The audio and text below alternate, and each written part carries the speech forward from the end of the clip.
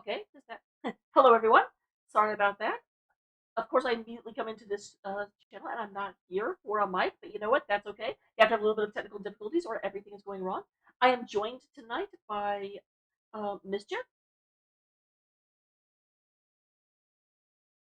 Did I also lose Mischief?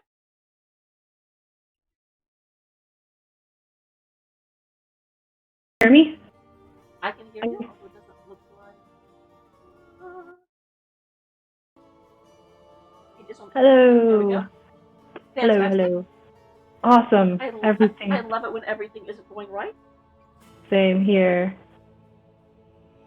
I am just logging on. Okay. Join. So yeah, this is game number 1 in the Division D Grand Finals.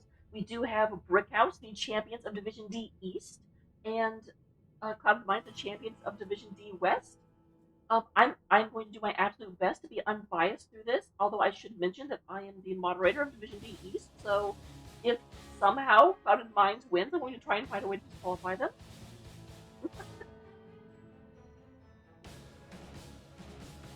But we do go ahead and look at the bans that have come out. We did have Clouded Minds won the coin flip and chose for first pick.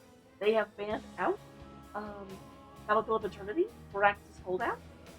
Brickhouse has banned out Towers of Doom and Volskaya Foundry, and we will be starting off with Garden of Terror. Go ahead and put the lobby link for you. I'm in the NGS channel. Just post it so you can get in here. I'm in here. Alright, so here we are. Hello, everyone. Wow, okay, we've already got some support. Tiger coming in with 333, half of the number of the beast, number of bits being donated. We also do go ahead and have Moist Weenus showing up with his typical 69, because he wouldn't be Moist Weenus if he didn't. Looking at Garden of Terror, I actually really like this map because it's interesting in that, unlike, say, Volskaya, you don't have to hold the point for a length of time. You just have to run your opponent away from it and then just grab the thing. You have to be able to secure an area for 10 seconds and then you can just leave. It's also big enough that you don't get to easily rotate, so you almost end up with sometimes 2 offlaners. I've definitely seen a 1-3-1 on this map, as well as the normal 1-4 rotate. Anything that you kind of expect or hope not to see when we come to this map? For this map? Not really. I don't know.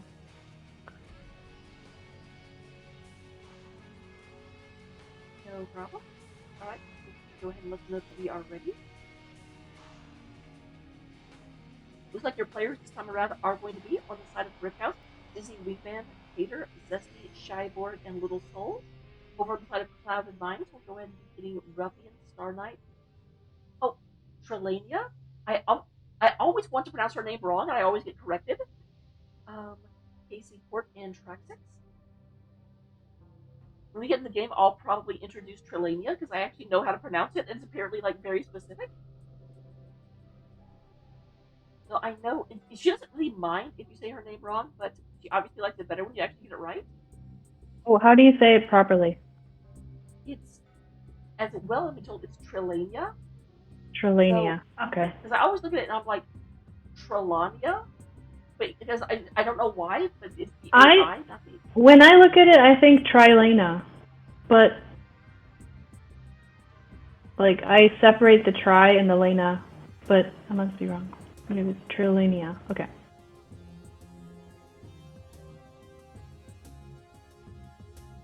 Garden of Terror. Alright, it does look like Brickhouse is ready. I guess these people have been talking out of the storm, and I have not been reading what they've been saying because I am a terrible person. Okay, not really. There's way worse things to do in the world, but still. Here we go, going into the draft in just about now. I was going to do a countdown, but they were already at 1, so it seemed kind of pointless.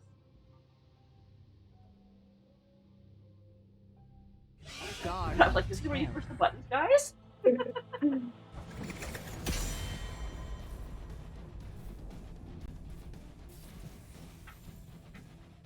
Alright, into the draft. We do, of course, have first pick and first stand. We add inside of the private line, because that's what they chose when they won the flip. Taking out May, first and foremost. I will remind everyone that we do not have the 5 reworked heroes, so you will not see Vala, or Anduin, or Raynor, or the other 2. Johanna, and I don't remember the 5th one. We'll have Stukov and Kaspar taken out, so these teams know exactly who they want and who they don't want.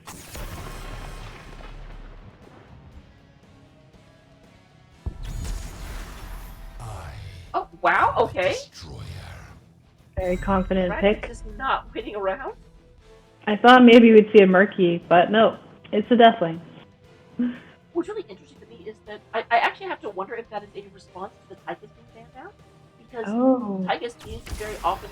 Oh, okay, wow! What the? Cho'Gall, nice! Someone tell Bahamut to get in here? Oh my god.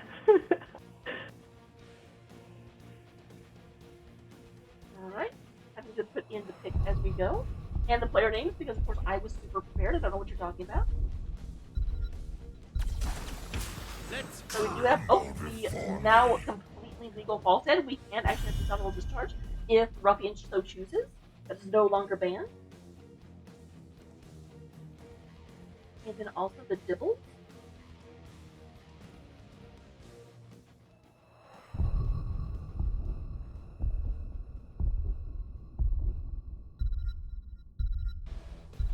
So that's interesting. Because they banned out the Tychus, and so Trackers responded with the Deathwing, apparently thinking that might be what the Tychus ban indicated. But apparently no, the Tychus ban indicated that Cho'Gall was coming in. Now, I will say False Man does get a percent damage talent that you can get relatively early. I think it's level 7. Unless that got changed, I don't think that got changed since rework. So that's at least going to be somewhat very effective. It is Cho'Gall, somewhat very effective. Don't you love how I kind of like cushion that? Anaban, not an Oriole. I'm surprised. Okay. I guess because they don't want to be Nano Boost Cho'Gall.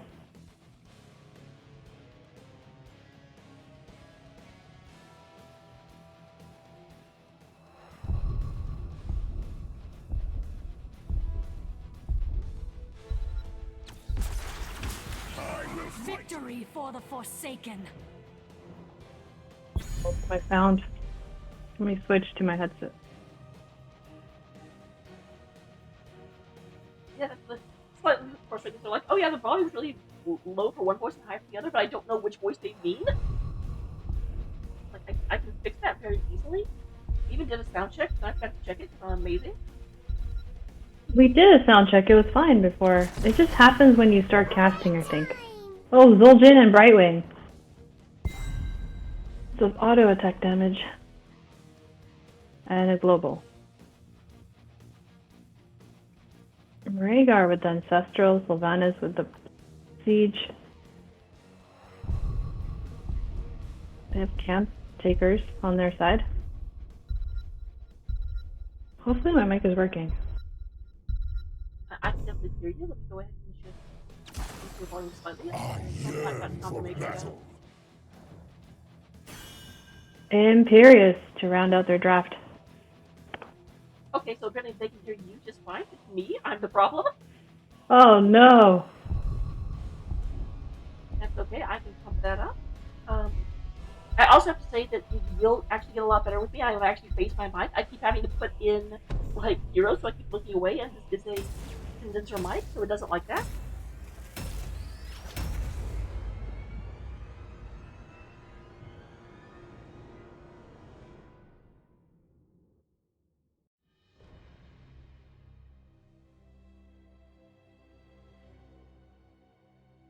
Alright, so we do go ahead and are loading into the game. Let me go ahead and run the trailer, because we always like to do that. If you don't know where you are, you're on Nexus Gaming Series, and check this out.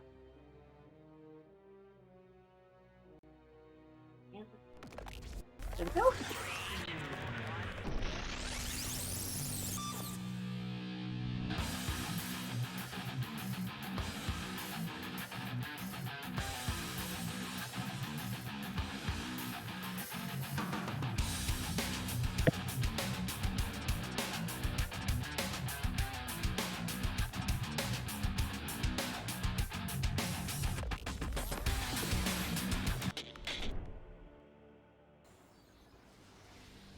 Alright, and welcome into the game. We do have spawned in on the blue side of Brickhouse. If you want to go ahead and introduce them right quick. Blue side, Brickhouse, we have Cho, Dizzy Wingman on Cho, Tater on Sylvanas, Shilbarg on Gal, and Curious. Meanwhile, on the other side of the map, on Clouded Mine, we are going to go ahead and have Traxxas playing in that Deathwing, Ruffian playing the Fall Set, Casey Sport coming in on Diablo, Trelania is on the Zul'jin, and Starlight coming on Brightwing. They are currently moving towards the middle of the map. It does look like we have people, actually no, they're splitting off. Just Deathwing in the middle now? I kept thinking like, oh, they're all going. No, they're not all going. No, none of them are going. Making it very, very difficult for me because they're rude.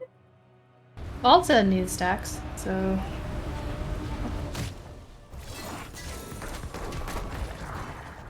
We have the level. I kind of like it. There's a lot of very, very, very attention towards the bottom lane because this is actually 3 people down there. We do have Hyladia and Starlight moving back with Ruffian on the whole group back.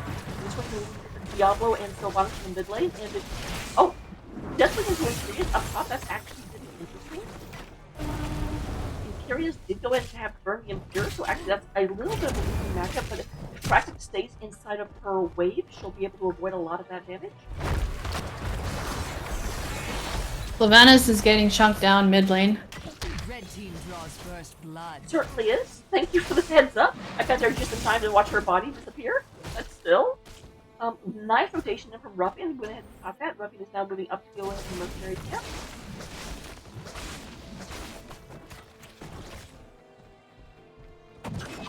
We do have Disboard. I kind of love that name. Moving in against Star Knight and Lady at the bottom. No one on the side of Brickhouse actually really intermitting just yet.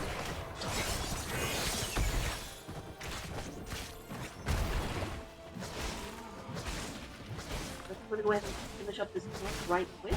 Meanwhile, the battle on top, Little Soul is looking pretty low and distracted. Is having to fall back and go ahead and drink from that moon well. Filling the fountain, whatever name you want to use for it. We do now go ahead and have some mercy up on the side of the town. Heroes, you're just in time for the seeds of my vengeance to sprout. But which of you will gather them first? Go ahead and have more nice pickup on the side of Clouded Mine. Oh, I thought they'd get a chance to clear the Giants mid, but it doesn't look like it. They're gonna go to their top Giants, both Rhaegar and Sylvanas, so it pushes during objective. Maybe they're giving objective first one. It's very well looking Their in my seed is view. right. That's what you. I would so hate for you to not be the first to harvest enough. I'm noticing a slight bit of lag on my end. I don't know if that's theme or what. Ever since the patch, I've been a little bit far with that. Just going in, gnawing on some tickets, but it's gonna have to fall back out of there. Diablo's nearby, and Starlight is gonna pop in. That is looking bullshit alone in bottom lane. It does look like this board is running down there. Can I just go ahead and just call them this board the whole game? I love that name. Another seed. I trust you know what to do, heroes. We have the second team coming up. Obviously, as we saw, Clouded Mines did get the first one. This still isn't make or break on the side of Brickhouse. If they give this one up, then it does pick up. This is a map I think it's best to run. You have like a 70% chance to win if you get the objective for your opponent. Obviously, the full 3 objectives, not just the first lead. Shouldn't you be gathering that seed? It looks like they're all getting in position for the second one for sure, so we'll see a fight break out soon. And interestingly, we still have 2 people down below. Now, one of them is Star Knight, so Star Knight can teleport in, but Zul'jin is not in the area. Oh, up now. Cho is still in the middle of the map, as is Gaul, who's Gaul being held hostage. Tater taking a lot of damage. Are running in and trying to take that out. Looks like Tater will escape, but this looks like it's going to be the second team on the side of Clouded Mine. Oh, I am so sorry. Did not even notice I had those up. Boop, boop.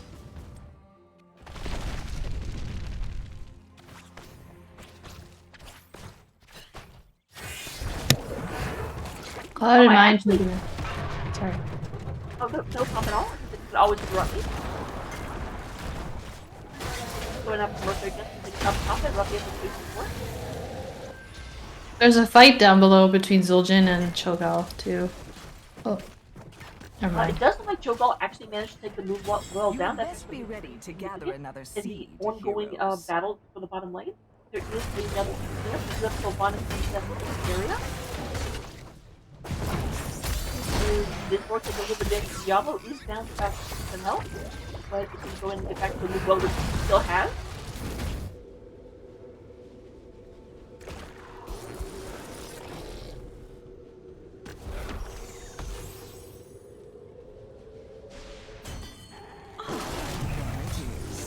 Gather the seed.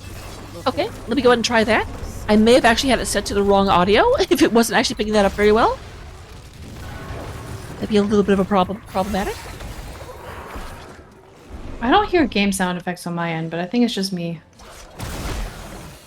So I definitely hear them on mine, and it looks like they're being picked up. Alright, we do go ahead and Cloud of Minds, going ahead and securing that. We do have the bottom one is pushed pretty far back because that wave was very, very deep into everything else. There is KC Court. It looks like a lot of attention being pushed into the middle lane.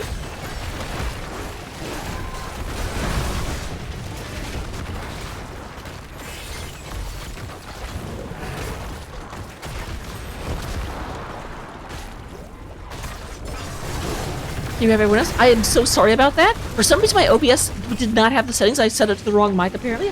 Actually, really curious. I bet that was the webcam it was actually trying to pick up from. That would cause a big problem. But, okay, we do have the middle one cleaned up. It does look like they're going to save all 3 of their forts, although I say that, Little Soul is trying. Traxx is nearby, trying to take out the top fort. APOC comes out and he's getting the pick on Sylvanas. It was that is the second kill for Clouded Minds. They're moving through. Zesty is kind of surrounded from all sides. There is a gust coming out, and Zesty goes ahead and uses Ancestral Healing to keep themselves up. A lot of damage, and we do actually have a kill onto Brightwing. There is Cho'Gall moving in. There is a kill onto the False Head. We are now up to 2-2. Treylinia is trying to run away, but will not be able to escape. Zul'jin goes down.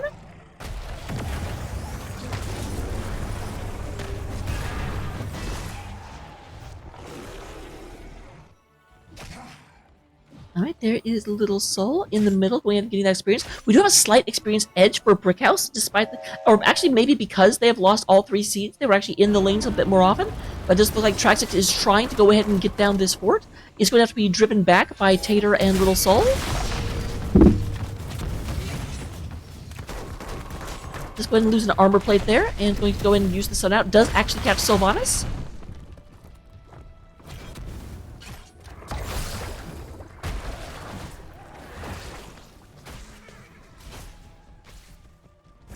Here comes everything else. Zesty going to go ahead and pick up these Siege Giants down here. These are obviously the nicest Siege Giants to pick up because you can take absolutely 0 damage as long as you pay attention to where their boulders are going. He's taking a lot of shield talents at 1 and 4 and cleanse, so that's my favorite build for Rhaegar. He's trying to definitely make sure. I mean, that is the thing. Whenever you have Cho'Gall, that is the question. We do have Ancestral Heal. We already saw. If you want to, go ahead and then, well, we actually, never mind. It looks like we're about to have a fight breakout, so we don't have time to go over talents right now. But those of you that are at home, look at the bottom of your screen and you can see them. We do have Disborg getting pushed back by KC Court. Little Soul coming in from below. Does miss the spear. A lot of damage on the KC.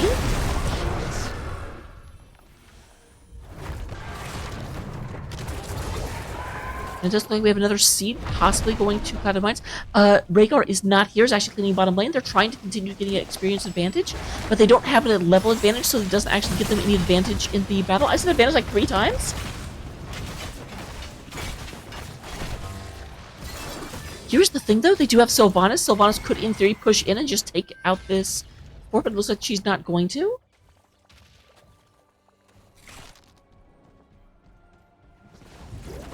Alright, now it looks like we do have a slight bit of... Nope, never mind. They went ahead and took the top word. But if you want to go ahead and read out the ults we had on the side of Brickhouse.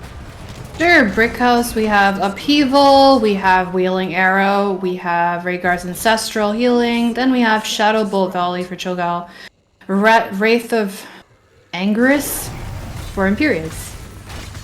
Yep. Meanwhile, on the other side, we do have that Mighty Gust coming out of Falstad. Blink Heal on the right wing. We do have Taz Dingo on the Zul'jin, Apocalypse, and Belangor. I have to finish that real quick because we do have Traxxas moving in. A little bit of invade onto that camp, and they will go and pick that up. Pressure into the bottom lane. It does look like that fort is already gone, and this is going to make Brickhouse have to pick between fighting over the seed and defending their bottom.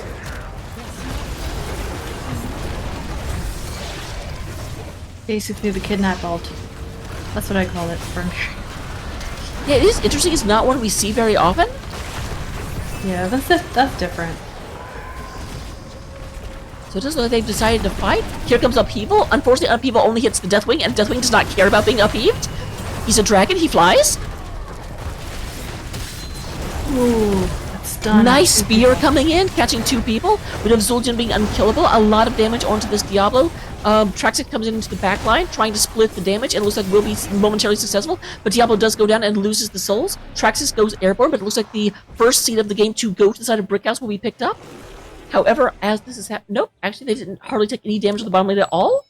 So never mind what I'm trying to say. The narrative is not being constructed as I'm trying to call it.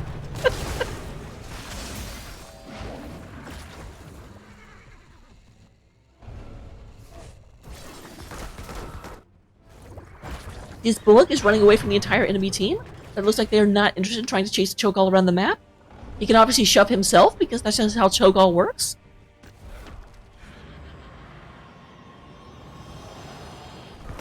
Meanwhile, we do have Zesty going ahead and picking up the... Oh, Zesty actually does see Sylvanas. Well, not really see Sylvanas, sees Deathwing with Sylvanas. That's what I'm trying to say. Another seed is about to sprout, heroes.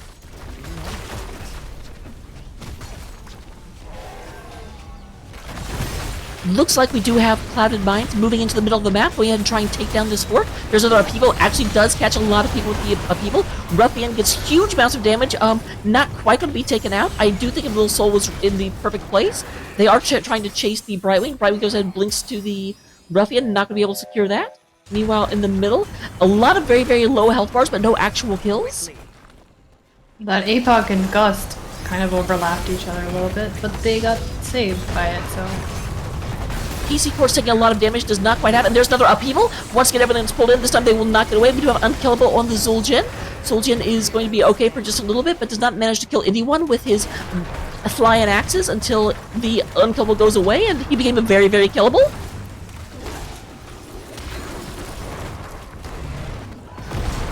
Here comes Traxxas, landing with a gout of flame on all sides.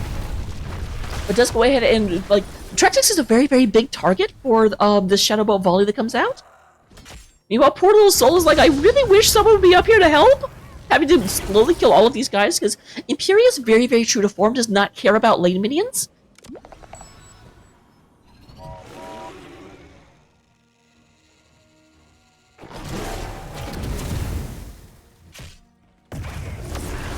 Here you can see the new tiny experience globes from the patch up at the top They're coming lane. in for an invade on the Giants. It's 3v3. If Traxxas is going to stand there, there is Cho'Gall. We do have PC Court in the background, but Ruffian once again takes a lot of damage. Actually managed to just barely get out of there, possibly due to the shield from the, like, pull out of the way. What is going on? I'm getting an incredible amount of lag.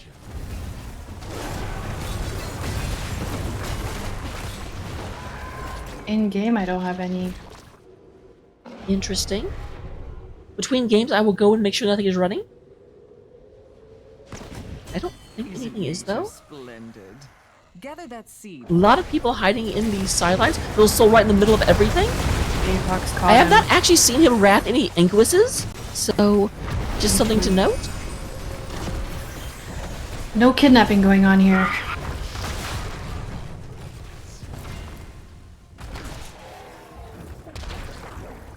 They successfully defended the third seed. So yep, we are 2 seeds to 2 seeds. The next one is going to be for all of the marbles. They're coming in for an invade on the Bruiser. But they're split up and they know someone's dead, so they're easily gonna get it. 1 second, I am going to check to make sure nothing is going on real quick. I apologize, guys. And Honestly, no. Nothing is right. I don't know why I'm getting so much lag. And back.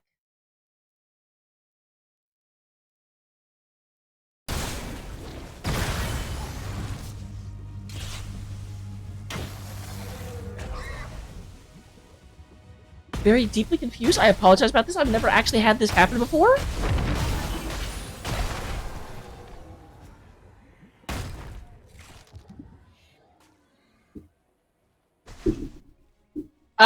So they're taking their CM Clouded Minds is taking their bruiser. They're rotating top lane now. Looks like there might be a fight breaking out there. They're getting in position. They're clearing a lane. Oh, giants. Alright, Deathwing landed on the background in the backline. Yep, it's fighting against Tater and Zesty in the backline. We have a lot of damage, but it looks like Imperius got a little bit too far ahead. There's a stun. Oh, that shove was kind of funny because it actually worked while they were stunned because you can't stun Show Gall, or you can't stun Gall. You can stun Show all you want, but Gall is kind of like Deathwing. Oh, I didn't know that. Yep, cannot be silenced, cannot be stunned. Sylvanas. Trying to... Oh. Never mind. Gets picked off. Is this game ending? Because they have the objective. They have 4 men dead. This must be... It very well might be, to be completely honest. Because, like, they do have the objective. The objective is going to take the top port, or the top feed and the bottom feed. Trax is going ahead and flying over just to make a field of death. Only Rhaegar is up trying to get this. We do have a little soul calling out GG.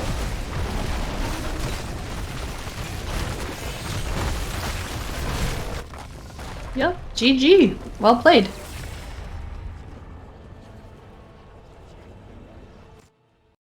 Alright, so, real quick, if you want to go ahead and go over stats, I'm going to reboot this computer to try and keep this from happening again. I don't know what's causing it. No worries. But it's not the best. The stream will stay up because I have a separate computer for streaming. So we have, let's see, the standout stats. We have the most amount of damage with Gal, and on the other side for Brickhouse, we have Zul'jin with 32k. Gal has 70k damage, 112k siege, only 1 death. And then we have 3 kills for Rhaegar. So that's pretty surprising for a healer. Decent amount of healing, 52k versus 68. XP soaked for Sylvanas, highest XP soaked 13k and 10k for Imperius. That's pretty high for Imperius. 14k soaked by Deathwing. Yeah, the kills were pretty even, 6 to 7. Falsehead got 3 kills on their team.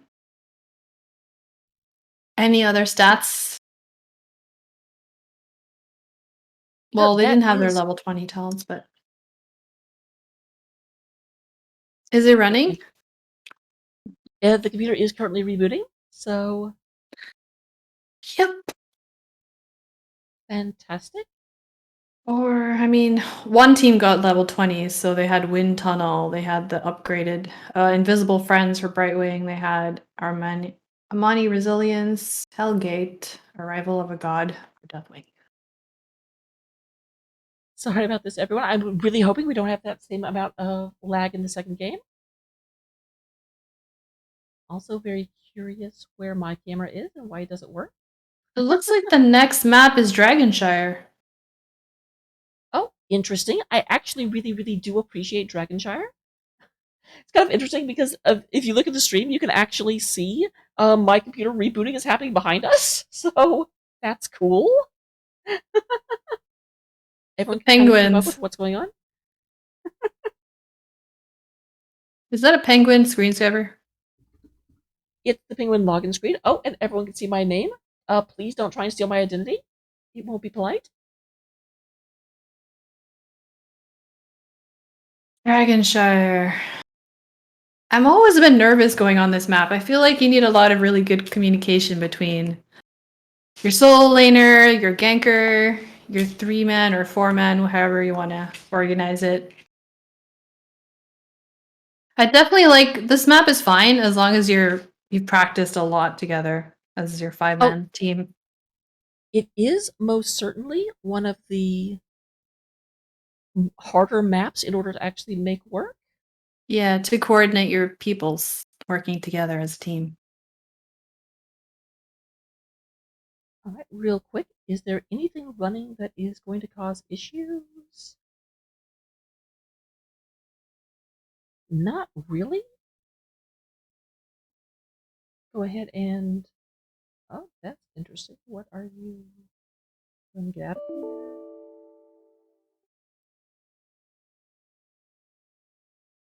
Sorry, kind of talking to myself, amazingly. I don't know what else to talk about. I'm sorry. Yep, you're okay. We'll go ahead and go into a between game screen. We'll be right back when we get to the game.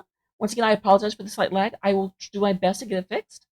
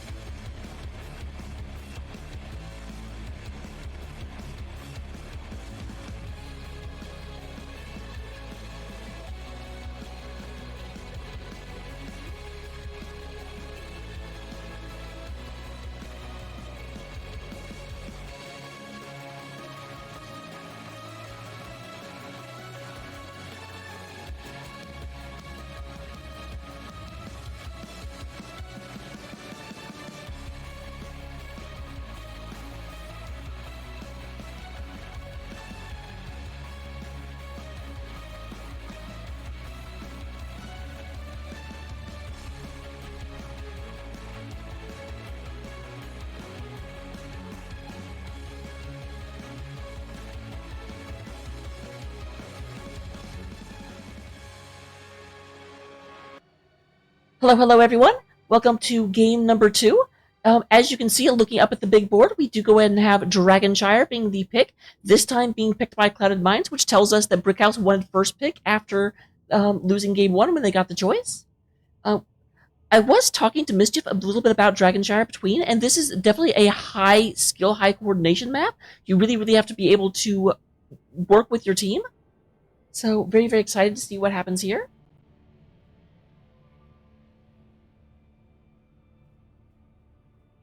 And it looks like we're going to be going into the draft right about now. I will say I'm so glad that I'm actually streaming off a separate computer that I'm like observing from, because that actually does allow me to go back and reboot the computer without having to end the stream, which is amazing. That's true. Good point. We were talking about that, setting up dual PCs for if I feel like getting more into casting later. First pick, Stukov.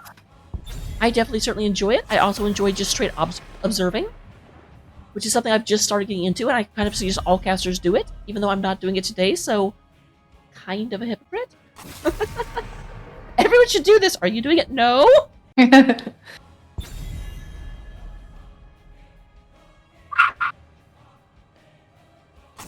Alright, and then turn you back on. So we do go and have the Stukov banned out again, but this time they are banning out the Diablo, because Diablo was definitely picking them off very well last time. May still being banned. I don't think Uther was banned last time, though. Oh, and we have Hoodpope playing Gazlo. Hoodpope was not in the previous game. Trying to see who's not here. Looks like Zesty was replaced by Hoodpope.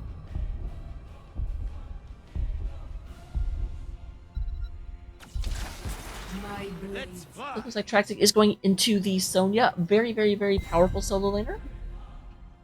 And a Falstad to possibly gank the solo lane help. Falstad is extra good on this map because you do end up having to split up so much. Ability to just instantly be in a different location. Or, okay, not instantly, but really, really heckin' fast. Global really helps, yep. Technically, in a race, Dahaka wins, but... Tychus and Garage picked up. Nice. And Dizzy Wingman not taking the Cho'Gall, but still taking the Cho'Gall counter with Tychus.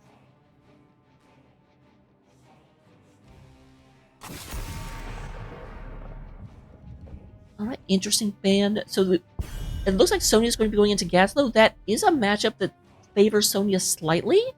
Although I do think Gazlo can actually fight into it pretty well if he takes the shield talent level 4.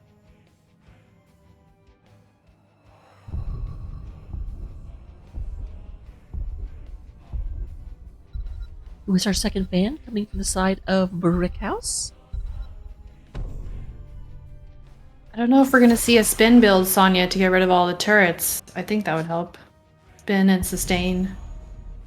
I mean, that's... it's not necessarily that she needs to get rid of the turrets, but it would definitely... You can heal off the turrets and the waves, and the turrets don't actually do that much damage by themselves.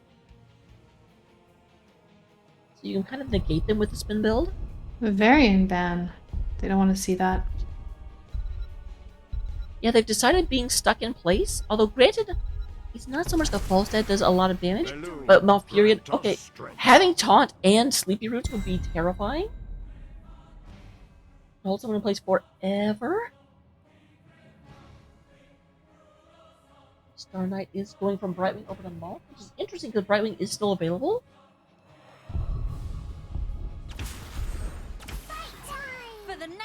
And yep, because Brightwing is still available, we're going to see that on the other side. Interesting enough, Shyborg picking it up, who was the Gull player last time. Not a pair of heroes I would expect to see so much.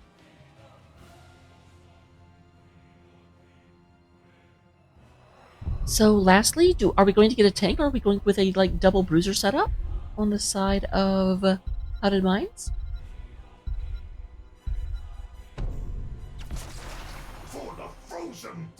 Kind of both, frankly. A Nubarak. Nice. So definitely an engaged tank. A Nubarak is very, very, very popular for engaged tanks because he has 2 stuns in his base kit. Technically 3 if he goes Cocoon, which most Nubaraks will. So it can just really, really, really stop a fight from happening for annoying amount of time. Interestingly, also very often considered a counter to Cho'Gall because you can remove 2 heroes from the fight for like 20 seconds, it feels like, maybe 15. I don't have a good understanding of time. But we'll go ahead and go into the game right quick. I will see you guys after the intro.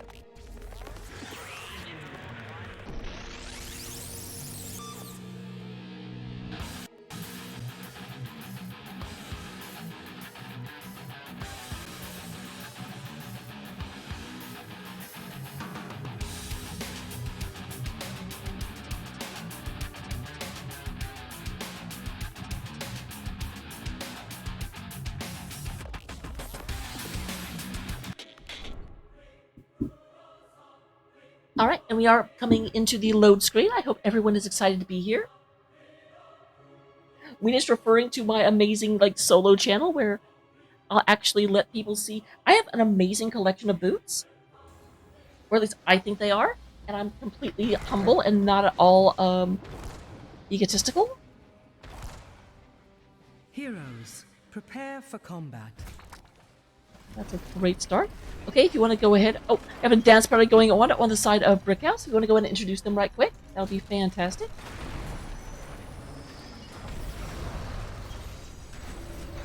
Battle commencing in 10 seconds. Alright, it does look like we got it going ahead and have Dizzy Wingman playing the Tychus, Shyborg on the Brightwing, Hoodput playing that Gazlo, Tater playing the Orphea, and Little Soul and Garage. Alright, if you want to go ahead and introduce the other side.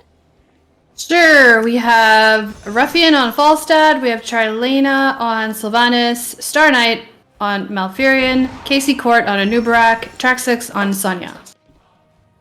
Alright, it does look like the 5-man is in the middle here at the beginning of the game. At least on the side of Brickhouse. Sonya is up in the top lane already. Getting good and prepared. A little bit of damage coming out of Trilena as they go around. Casey Court gets the stun onto the Garage, followed by the Sleepy Roots. Let's get the Garage down to about half health, which on Garage is pretty good, but there's a great throw. The Bug is in tower range. It does also get knocked down to about half.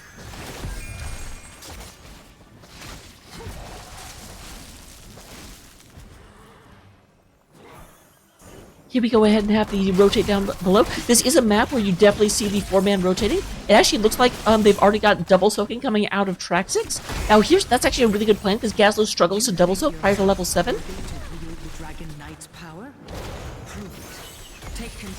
But that will mean that they'll have a very hard time actually holding the top shrine.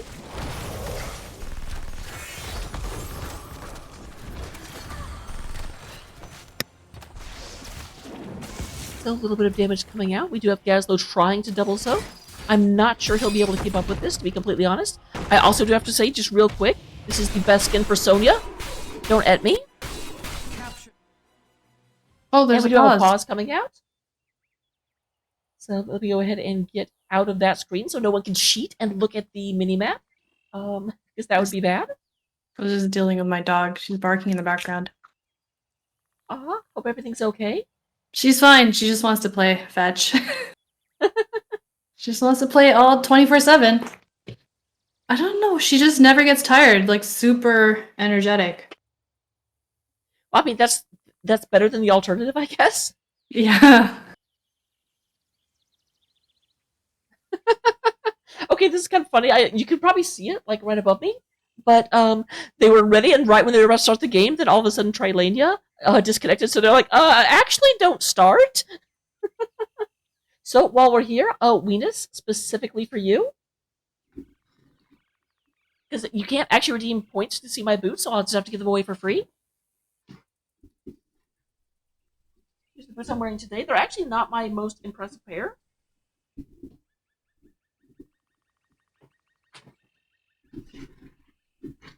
Very, very, very happy with them. But they're more or less my just strappy boots. I have a lot more impressive pairs, but I didn't think anyone would actually be redeeming that because it's not available on this channel.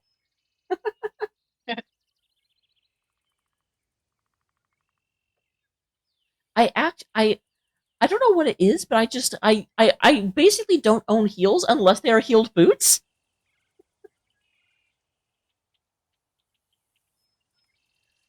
So I'm the opposite. I got rid of all my heels. I now just wear flats and kicks or sneakers or trainers. I have a lot of just regular shoes, but it's like I don't have any just normal heels. I just have a Yeah. lot of like punk boots.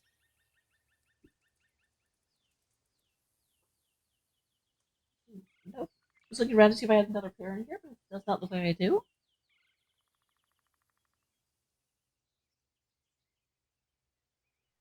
I think they're ready. Both sides are saying they're ready.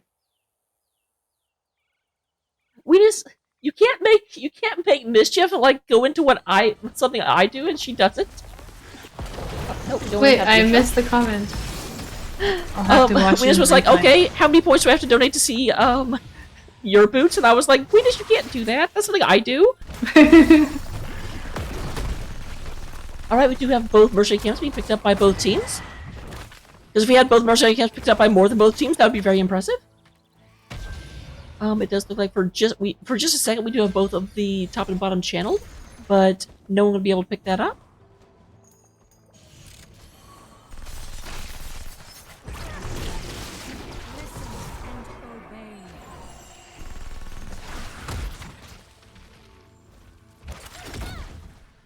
I will also say that in chat, Weena said that they love the collar. I'm not sure if they're referring to yours or mine. Color or your of dog's the or mine, I boot? guess I should say. Now the collar, I don't know if they're talking about your dog or mine. She doesn't have. You can't. Even if I put a collar on her, you can't see it. She has too much fur. Wait, we have a fight breaking down. I gotta go. Hold on.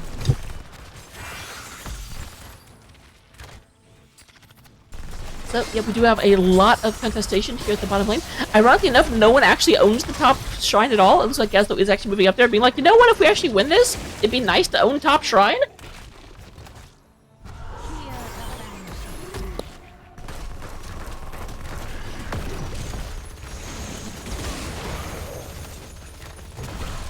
Hey. So here comes a lot of attention moving in here. Trilania taking a huge amount of aggression, but does not actually get anything put into them. And I will say Sony's actually taking the top shrine, so in just a second they could, in theory, get the Dragon Knight, although there is no one in middle lane in order to make that actually happen. There is a nice stun into sleep. A lot of damage on the garage. They're trying to get Little Soul. Little Soul goes down to about 200 health, but does actually manage to get out of there. Disney Wee Man taking a huge amount of damage is going ahead and scooting on out.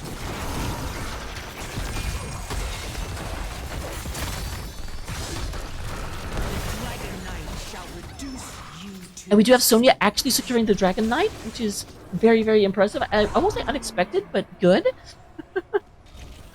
Does look like they're going to go ahead and clear minions in order to have some support as they move in onto this middle shrine. But it does look like we go ahead and have Brickhouse moving upwards in order to oppose this. This is only a 4-minute Dragon Knight, so it's not going to do all that much. But meanwhile, the fact that they moved away means Sylvanas can go ahead and use her trait and just pile into the bottom. It looks like the bottom tower is going down. But there is a throw, however that was thrown to a Nubrak, and Nubrak can just burrow charge right back out. Does not even care. Meanwhile, the Dragon Knight's working on the middle gate. They got it completely down. And now they're making their way top lane. Dragon Knight is at 1%. Does manage to get one tick, but I think this turret may take the Dragon Knight out. That beast is not my beloved. Meanwhile, there's a big fight going down below. KC Court and Trilania are having a fight. Trilania does get taken out by Brickhouse. Apparently 2v4 was not a very good terms of engagement.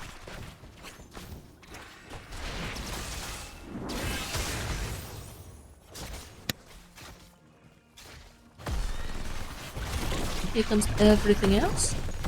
Going in and knocking everything down. They're working on the bottom bruiser camp. Yep, meanwhile, it does look like Clouded Minds are taking their siege camp. Casey did go to check, but they've already capped it. Yep, and even if they hadn't, he was like, okay, there's 4 of them, there's 1 of me. We It's just true. learned what happens when you fight 2v4. I don't think 1v4 will have a different result. That's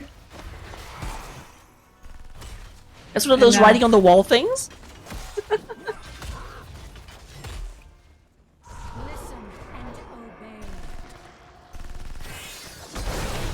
Oh, level 10s are out on the side of Brickhouse. It does look like we've got Dragon Laser Drill on the Tychus, Grabo Bomb, Warlord's Challenge, Blink Heal, and Crushing Jaws. What about on the side of Clouded Minds? We have, on the side of Clouded Minds, we have Mighty Gust, we have Mind Control, Twilight Dream, Cocoon, and Leap for Sonya. Alright, then speaking of Mind Leap, there it Control. comes, goes ahead and catches Dizzy Wingman, did a lot of damage on Dizzy Wingman. Dragon Laser Drill is, I think, down, I think I saw it. But no actual, a lot of aggression, no actual kills. That was a full 5-on-5 engagement. But in the end, actually I think a slight advantage for Brickhouse, because they still have their siege minions. No one was actually killed, and they are actually able to move in and do a lot of damage to this wall. It looks like Grab-a-Bomb wasn't used, so My husband is dead. maybe they could use it now. Remind this kingdom of his strength. Possibly, it does look like everyone is falling back at the moment. Casey Court moves in. It's a little bit of aggression from Orphea. Needs to be a little bit careful, is very close. There was a mind control that came out, but ended up whiffing. The previous one was a super long range, actually hit somebody. Couldn't believe how long that was. Mind control. Pixel perfect max range. Yeah. Alright, we do go ahead and have a fight over the top shrine between Sonya and Gazlo. Meanwhile, the bottom is the 4-on-4. It does look like Garrosh is having to fall back. He's at 30 armor at the moment. Moving out. There went the attempt. Oh, 3-person taunt. Oh, that's a little bit tragic. Taunt happened, but Orphea's thing was already done. Although I think they're actually on different. Nope, never mind. They aren't. I know what I'm talking about. Garrosh goes down. Also does fall stat. Oh, I actually thought Brightwing died, but it looks like did not. Casey Court down to 200 health and having to fall back. There's a battle over mid, but it looks like the bottom shrine is being taken.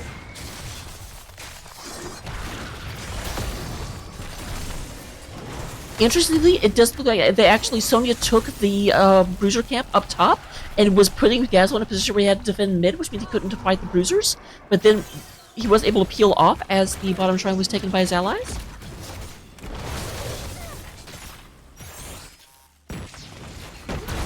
Gazlo versus Sonya top lane. Gazlo's getting chunked out. Gazlo is having to retreat. Did end up taking hyper-focused coils at level 4, which I do think is hurting him into Sonya.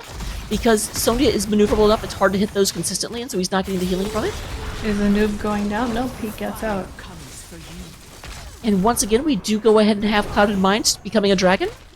Not a Deathwing, a different dragon.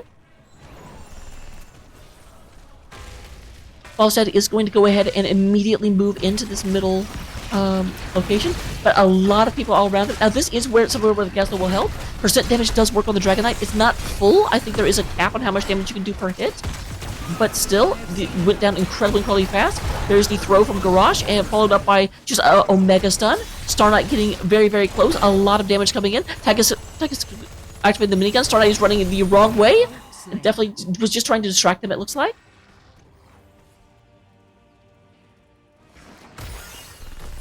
Very good engagement if Tychus had been a Master Assassin, but he's not.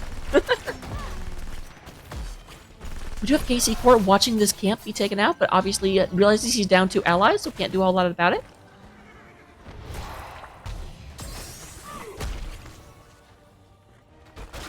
Sonya's invading, trying to steal their bruiser. Let's see if anyone notices. Meanwhile, they're on the...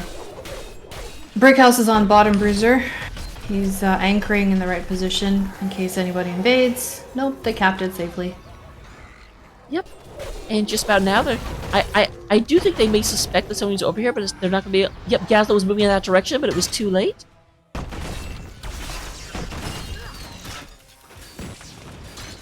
Gazlo fighting Sonya right now, goes and drives her off, but then says, you know what, I need to deal with these bruisers. Thankfully, there happened to be a wave at the perfect location in order to delay this. They did take top fountain out, though, I think. I'm not sure if it already was down. I'm not sure either. It's definitely dead now, that's what matters. They're going in to do a little bit of damage bot, but The shrine they're defending, so they can. and become the new Oh, the cocoon came out on Garrosh. Nice poison there with a head. Oh, a aggressive burrow to get out of there. Casey Court down to about half health. Does not have his escape anymore, but looks like he will go ahead and get out of there. Tychus goes down. There was somebody came in. I assumed there was a leap, but I didn't hear it. Yeah, leap on Sonya. On Tychus. And somebody else. So looks like we're gonna go ahead and get out of here. Still no Grabo actually used. Earn his power and destroy I think the Grabo is being saved to be a follow-up into the Orpheus stun, but unfortunately the Orpheus stun is not catching people. They really need to try and get Garage into a multi-person taunt into the Orpheus stun into the Grabo, I think.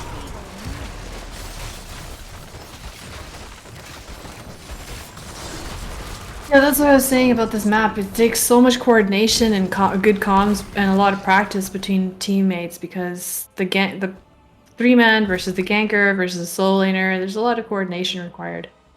That's why this map makes me nervous with the new team. But these teammates have been practicing together for a long time. Oh, Gazelle looks like he's in a bit of trouble. There's actually a big fight. There comes the Grabo. Grabo goes ahead and catches 2 people. There is the follow-up stun. We do have Sylvanas going down.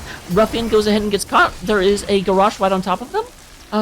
Not throwing just yet. There we go. Does throw onto the Sleepy Roots. Obviously doesn't affect it because Sleepy Roots is his team, but still just in the middle of a lot of pain. There is a possible Dragon Knight, but I very much doubt anyone's going to be able to channel it with 2 people down.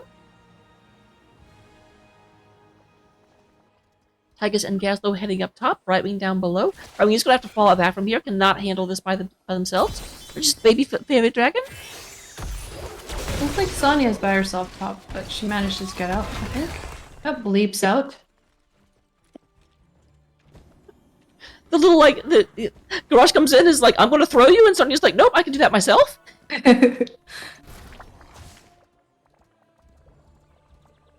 Garage might be looking for a pick here, but he needs his team to be around. That's always one of my favorite interactions on Sonya, or even more so on Muradin. To have, like, Garage throws them into your team, then Muradin just hops right back. Like, nope. Or what you saw with the Garage versus Anub. Garage throws him in, Anub just burrows out. I think one of my favorite things on a noob, granted we don't see it here, but on the pirate map where a noob burrows under the water. Oh, I don't think I've ever, because I don't play that much quick match. No, I really don't either anymore. But the first time I saw it, I just laughed so much because you still see the little burrow animation above the waves. It's silly. Alright, Little Soul moving in. It looks like they're trying to aggress onto... It is interesting they're actually rolling as 5 for the moment. Both teams are level 18, but that may come back to bite them later. Looks like Gazzo's splitting off from the team, so they're not grouped up now, temporarily. He's gonna cap top, maybe? Or just so? Probably both is moving up there. There's a stun coming out of the Orpheus. They do go ahead and get out. Gazlo goes against top, so there's no risk of a Dragon Knight just yet. A lot of ults used. Well, 2. Yep. So there are 3 ults up on either side. Though granted, I don't know if Brightwings really counts, because even when it's used, it's up almost instantly. Yeah, sure. It does look like the boosters are being taken. The other team is nearby. I don't know if they can do anything about this. Now keep in mind, Sony is not with them, so this is a 5 versus 4.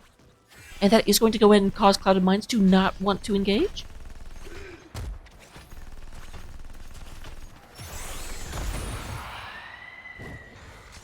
So it does look like we have the shrines being taken, but a lot of pressure coming out of Brickhouse in the middle. Yeah, so we're going to go up and try and take the shrine. That is going to temporarily leave them in a advantageous position. There's the throw and the stun. A taunt comes out, and we do have a Nubrock just very, very cleanly being taken out. There's a polymorph on Traxix. Traxix goes ahead and also gets slowed, but there is a Gust. Gravel bomb. Gust actually gets hit by Grabo, and that is a 2 for nothing in favor of Brickhouse. Those are clean engages. Level 20 advantage on the side of Brickhouse, and it looks like they may be looking to get Dragon Knight. Gazlo's going top, Tychus is bottom.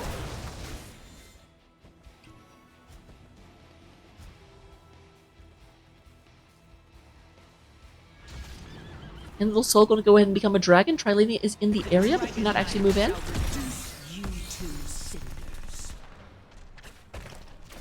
Here comes everybody else. Are going to go ahead and just push straight through middle. ARAM it.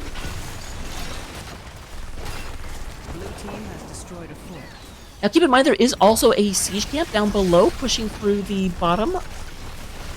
I don't know that it's actually at risk of moving through there because I'm definitely not moving my camera down there right now, but it's there, so be aware. And is this going to be the first fort of the game? Certainly looks like it could be. There is the Dragon Laser Drill just boring into it. Meanwhile, the giants are working in the bottom fort. Might as well come over and finish it. Nice. They still have a little bit of the dragon left.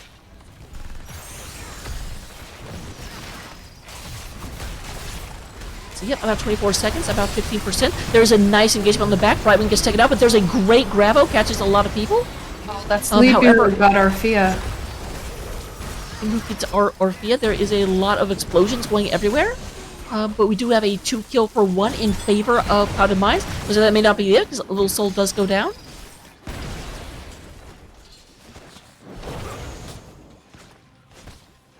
Top fort's going down too with minions. But they're probably gonna get the bottom. Let's see what they do.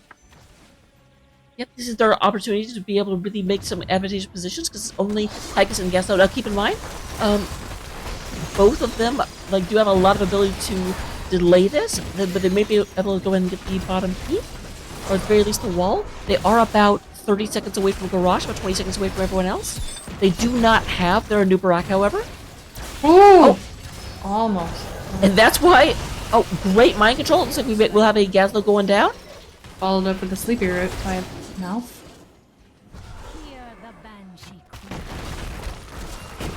Right wing is back, not going to be able to stop this aggression, but at least give the Tychus a little bit of help. We do have Orphea coming down as well.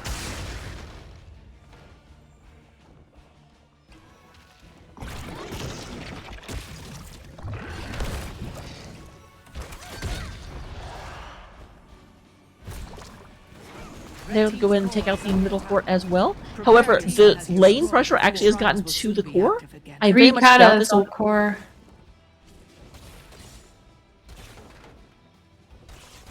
He's not going to get through shields, but that definitely is scary. We are 20 seconds away from Gaslow. It does look like they're going to go ahead and start putting some lane pressure and move out into the mercenary waves.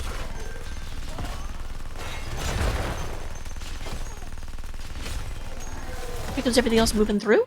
It does look like the bottom booster camp is going to be picked up on the side of Clouded Mines. Control both shrines, and the Dragon Knight's power is yours. I think for this side of Brickhouse, they just have to clean up all their lanes, make sure they're grouped together now. Maybe the next fight determines who wins. Yep, there is a chance that Brickhouse is in a better position because they have not actually lost any keeps yet. That middle lane pressure is going to keep annoying Clouded Mines. However, they are actually aggressive with the bottom lane. That's going to be... They actually are in a position to potentially get the Dragon Knight. But there's a great taunt into Grabo. There's a kill onto Sylvanas, a kill onto Anubarak. There will be the Dragon Knight picked up by Ruffian, but they're going to have a hard time doing a lot with it because they are now 3 versus 5. Really 2 versus 5 because Dragon Knight is not as good at team fighting. So maybe they're just looking to get the top fort and that's it. And it looks like their team's going to core. They're right. Yeah, I they're don't racing. disagree with this. The Dragon Knight actually cannot hearth unless you abandon it. The red team's core is Malfurion's in the area, but here comes everybody else. And they just abandon Dragon Knight. They're like, we have to go back and defend this right now. Oh, they're back. And it actually looks like that's all that Brickhouse wanted. As soon as the Dragon Knight was given up, they said, okay, we're done. I think they're rotating to top to clear that bruiser. Definitely do not mind that at all. I agree with the call. I don't know that they'll get here in time, though. I think at the time that they were at the core, they still had a long death timer on at least 2 people. They could have done some damage, but maybe it'd be too risky. Yeah, it's. I think that they possibly could have. But I don't know that saving the top fort was worth it. But at the same time. Yeah, I think it'd be easier if there's... I don't know, was there 3 people dead? Maybe it'd be more likely that they would do more damage to core. Yeah, there were only 2. They had... it was going to be a 5 versus 2 because the Dragon Knight couldn't get back, but then they gave up the Dragon Knight and Hearthed. Yeah, then it became disadvantage. They're waiting up for a bush gank here. Let's see if they get it. Setting it up. Casey Court looking at this, what most likely does actually have vision.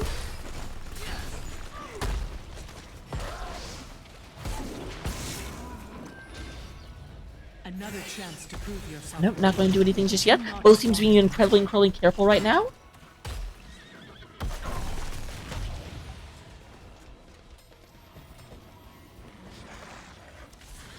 Oh, they're looking. Nope, they're not. I thought they were gonna look to fight there for the Giants. I mean, being able to catch your opponents where your opponents aren't expecting to fight is almost always advantageous. But yeah, it's a 5 versus 5. Both teams are just very careful. There is a stun onto Anub'arak, but nothing actually happening. Oh, Anub'arak actually getting caught by 2 explosions. Tanya's in the back looking for a good leap target behind the gate, behind the wall. Just back off. Realizes they don't have it yet. I do think that people are aware of this possibility because people are playing very far south. Only really Gazlo and Garrosh are up there. The G twins.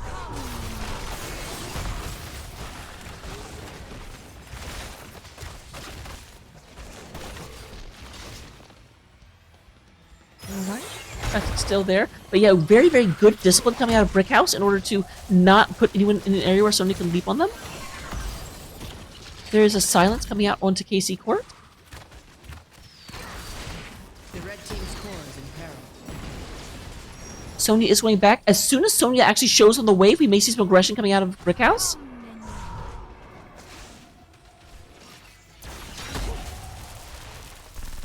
And yet they do start moving forward very aggressively. Because they realize that it is a 5 versus 4 at that moment. This is the thing, because the fact that they're not missing any of their keeps means that there's always going to be mid lane overpowering their opponent's mid lane. Their opponent's only real lane advantage is... Actually, they don't have any. Their opponent's only real lane advantage is non-existent, is what I'm trying to say.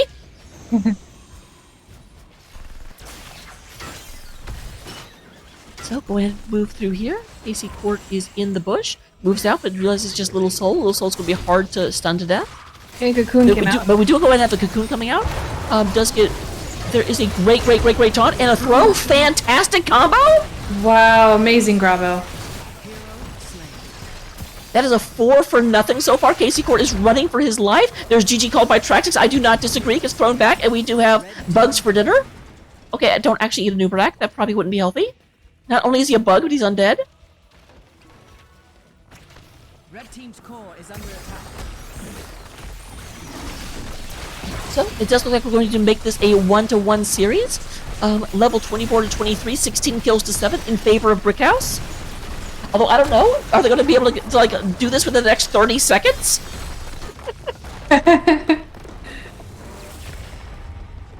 GG. Those are really good engages, that game. Enjoyed that. Yeah, it's kind of funny because the very first part of the game, we kind of continuously saw the combo not quite come out because they couldn't get the taunt into Orphea into... but then late game, it just started clicking. They would taunt. What really happened that was great is that they would taunt, and then Orphea would use her stun to get everyone together while Garrosh stepped forward. Garrosh would then throw anyone that had not gotten caught in the taunt back into the Gravo as the Gravo was coming out. So it was just, here's a big old smorgasbord of damage.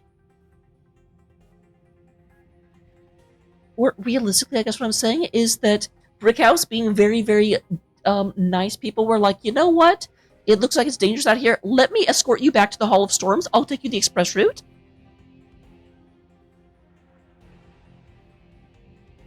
But with that done, we do have 1-to-1. We'll go ahead and wait to see where we're going next. Looking at the stats at the end of the game, we do have both healers just outputting a lot of healing. 78,000 to 72,000 in favor of Shyborg. In terms of overall hero damage, very good showing from the blue team. Tychus winning the race with 62,000, followed by Orphea and Gazlo. The number of deaths this time isn't very close. It's 16 to 7. Like the kill number. No, absolutely. what ended up happening is that it felt like throughout the game, Clouded Minds was able to get picks every now and again, but whenever Brickhouse would take a kill, they would take like 3 more to go with it. They just wanted the full set. Yeah, especially that last fight. Oh my goodness.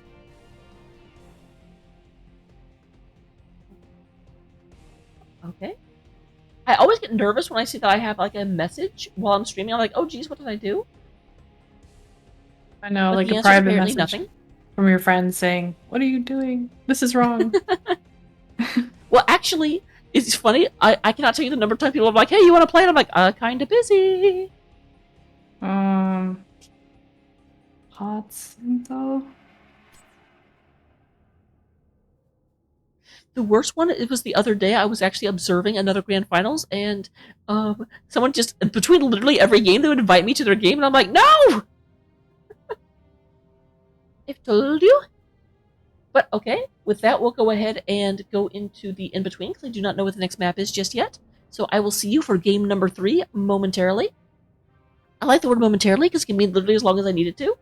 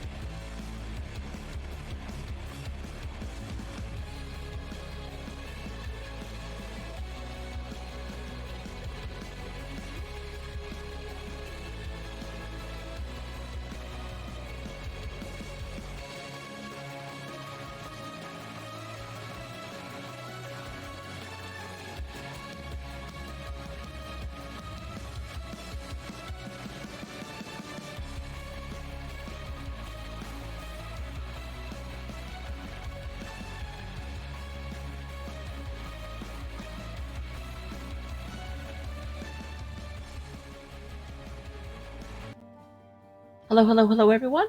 I'm back onto this screen, although I'm noticing that as I got here, I didn't actually update it, so I probably shouldn't have gone live yet. Whoops. But we do have game number 3. Game number 3 does look like it is going to be Infernal Shrines. It was set up, or it was decided by Brickhouse, which again means the CM wanted first pick after they lost the previous game. Infernal Shrines is definitely a map that I have a lot of appreciation for. Remember how in game number 1 on Garden of Terror I was talking about how it was very, very interesting because you just had to secure an area for a short period of time. In this one, you have to keep it secure for a while. I've definitely seen teams push their opponents back, and then the opponents would just go back, Moonwell, and come back before they could actually secure the objective.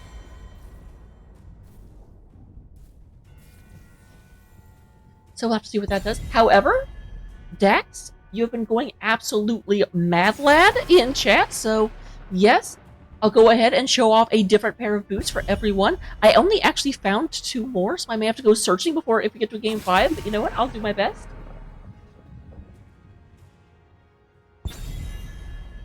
These, I refer to these as my punk cowboy boots.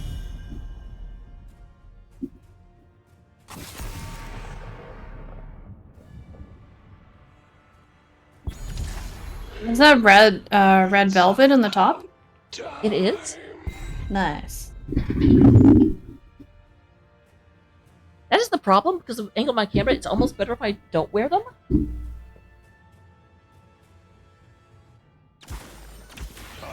We will forge a great destiny. They have ribbon and chains. They're very me.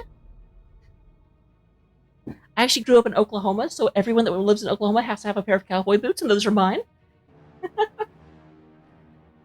But we do go ahead and have Varian is actually in this game, being played by Vike. They change out their team every single game, I swear. Here we go again. And Hood Pope was. Were they on the other? Were they in the other? Okay, no, I'm just. They were the Rhaegar.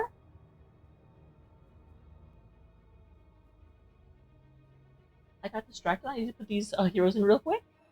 So we have attracts on her definitely one more time. Once again, first picking it. But did obviously pick it with the Tychus, so they can't get both. And Ruffian is getting off of Falset for the first time. Meanwhile, on the other side, we do have Zesty.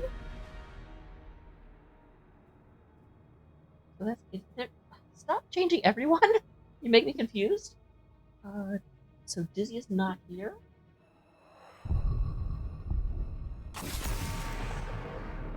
And then Invite. Luke is here. Little Soul is here. Tiffany is here. So we're making Shy Board.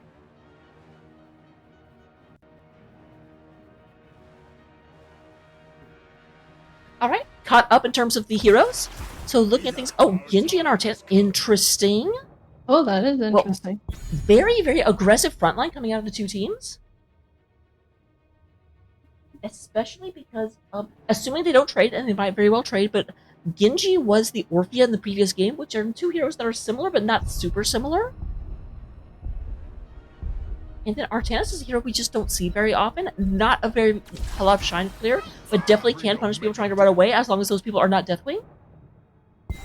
Yeah, I'm wondering how this works out because on the side of Clouded Mines, I see a lot of wave clear. I see a lot of good shrine clear. And for the side of Brickhouse, I see a lot of team fighting. Like they're probably going to go around together, grouped up, maybe team fight a lot. Yeah, their strategy seems to be to just kill their opponents at the shrines and then slowly clear the shrines out. Although I guess actually Rhaegar will help with that some with the lightning shield. And okay, massive front line. They don't have a long-range hero in the set unless Rhaegar is kinda, but even then not really. Yes, Rexar and Rhaegar cover the camps and wave clear part that I was thinking is missing. But definitely interested to see what we see here. So moving on into the game. I will see you guys after the intro. Look forward to it.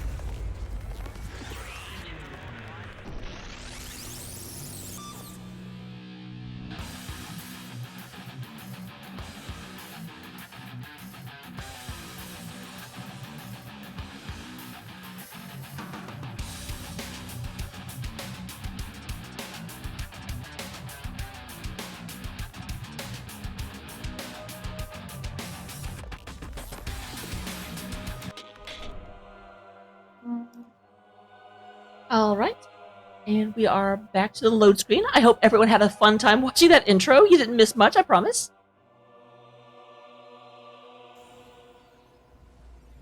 Alright, and zoning into the game. If you want to go ahead and introduce our heroes in blue, victors of the last round. The heroes in blue. So for Brickhouse, we have Little Skull on Varian, a Vike on Artanis, Hood Hope on Rexar, Tater on Genji, and Zesty on Rhaegar. Meanwhile, on the other side of the map, coming in from Clouded Mines, winners of Game 1 trying to reverse last time. We have Traxxas on that Deathwing, Ruffian playing the Chromie, Casey Court on ETC, Traylania is on Typhus, and then Star Knight playing the Brightwing, which definitely a hero that represents the Star part, although maybe not the Knight part. I can't imagine. I want to see actually a Brightwing Knighted skin, just to see what that would actually look like. Concept artists, make it happen.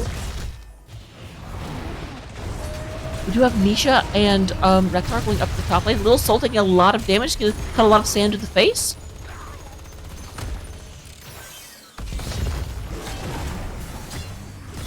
Rotation down on Artanis. I remove another. Artanis does get out of the way. The thing about Artanis is that he doesn't really have an escape. Like he can kind of do that where he tries to swap with someone, but if people are trying to kill him, it doesn't necessarily help him all the time, but he does actually go in and live off of that. Very good back swap indeed. For those of you that don't know, a back swap is wherever you, like, you dash away from someone and then you swap with them in order to actually move you to their location. Very often the swaps are aggressive, so you move them into your team, and the back swap is actually, I'm going to kind of move back away from you and then reverse you back into my team. I don't know if I explained that very well, but it's cool. We're going to have camps being picked up by Little Soul, Zesty, and Tater. Cloud of Mine's already went and got their camp and moved down to the bottom lane. Now this is interesting because they've got Deathwing going into Rexar. Typically Rexar is considered to have 2 counters in the game. Kira and Deathwing. So I'm very, very interested to see what kind of play we'll see coming out where they intentionally took Rexar into one of his counters. However, I will say, and that may be the reason for it, is that in order to counter Rexar, you kind of have to go into the melee build.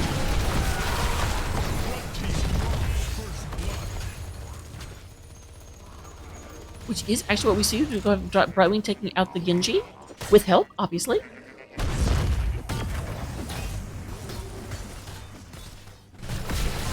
But it looks like, once again, we do have a lot of aggression onto the Artanis. Artanis does swap, but this time does get knocked out of the ballpark. Once again, Big Bully Chromie gets a kill.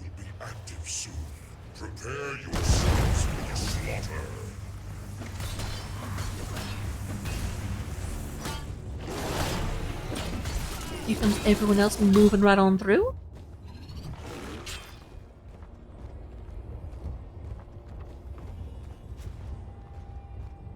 Team of Clouded Mines working on their Bruiser just in time for their objective, and they're starting it on the Brickhouse.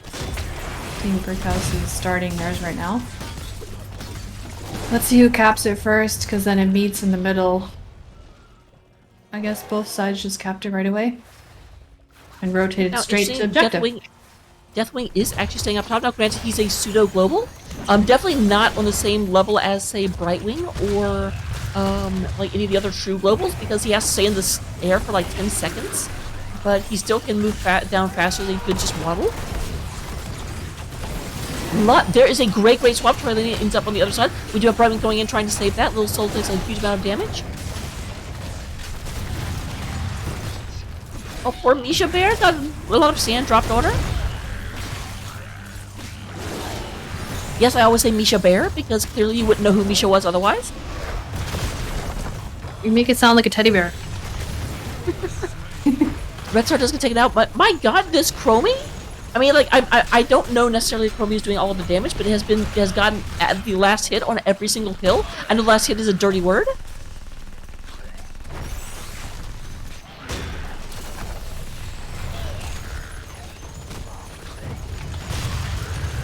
We have a Colossus Smash variant. Interesting and unexpected. I had not noticed that yet, but very, very well pointed out. I was curious. I had to look it up. Oh. I'm looking at the talents, what they've chosen. Block party for ETC.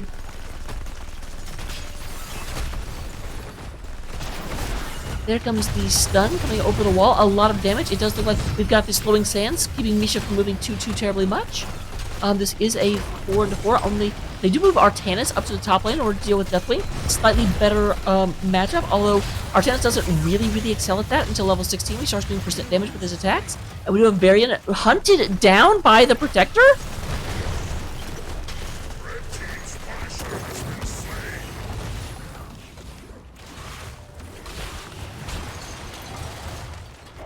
Artanis went amateur opponent at 1. It's interesting. That is the default, but you're right, on this map, that is not as much of what you see because it doesn't actually help you get the shrine. But maybe it helps more for camps? Maybe? Definitely does help for camps, and whenever you actually get the Protector, it helps your damage into buildings significantly. Okay. But They're that going does in for an kind of rely invade? on- No, they're not. Never mind. I got excited. They're going in to trick the caster? It looked like it. Maybe he had that in mind, but then he realized, no, it's too late. I think it was actually more that he realized that Deathwing was right nearby, and Artanis was in the top lane, so he's like, if we go in for this invade, we'll be putting ourselves into a 5 versus 4. True.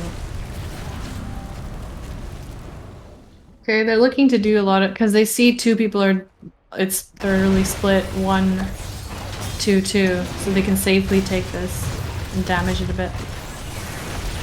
And another kill got done on the side of Clouded Minds by, you guessed it, Chromie. But it's just Misha. Oh, KC Court is chasing Zesty down. There is a nice time trap. Zesty going to take a lot of damage. Does not quite go down to the sand. They went ahead and with the Ancestral Healing, it looked like. Here comes Traxix flying over the battlefield.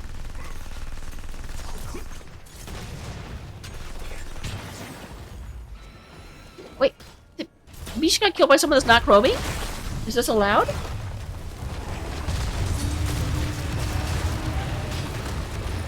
poor Misha. Yeah, I've got to say, I do not support this level of animal abuse. Although I will say at least they killed Rexar once. I kind of feel like when you polymorph Misha, Misha should just stay a bear. Yeah. She's already an animal.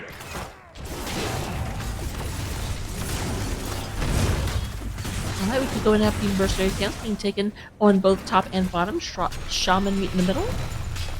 Obviously, we do have the occasional catapult pressure building up in the bottom lane right now. Middle lane is still up, but not by very much. Looks like there may be an invade onto Traxix. Although that's a Deathwing. So I don't know if he can Colossus smash that. I don't know. Meanwhile, they're taking middle fort. Red team has destroyed a fort. Alright, there go the boards out. Boards go ahead and stop. Oh, great move in. There goes the X-Strike. We actually may go ahead and have a double kill. We do go ahead and get a kill onto the Brightwing. The ETC is trying to get away, being hunted by the entire team. Nice. That was actually the time trap to say, I think may have saved the ETC's life.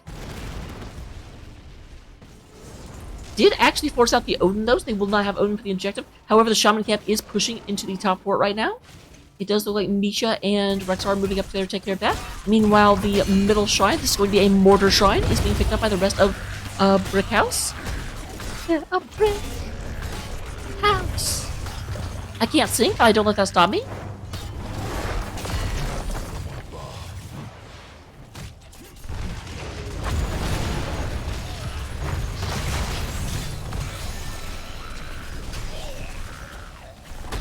They do go ahead and get pushed back a little bit, but everyone is still alive. Misha is moving in for the top. Misha goes ahead and runs into the flowing sands, decides that Misha doesn't like that very much. Misha always refers to himself as the third person. It looks like they want to pick up their team, so they're sending Rexar to get some soak top lane. And then once they're ready, they'll go in, maybe? Or no, they're just giving. Oh, they're going in. Varian's going in for an engage on. There goes a nice blind. The boards came out in order to slow everyone down. Traxxas down to about 70% health. There is the great Mosh catches 2 people. Misha goes down. Rexar goes down. Artenis goes down.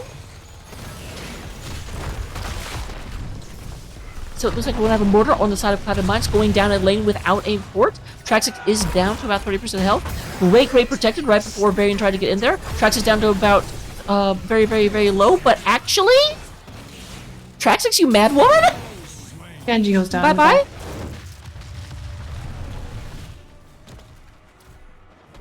Oh, that Punisher. The Punisher is a jerk? John Cena for the kill. I can't remember the John Cena move. Like, I can't believe it was such a meme, but it's like... it's not that. Again! He's just killing everyone. John Cena. And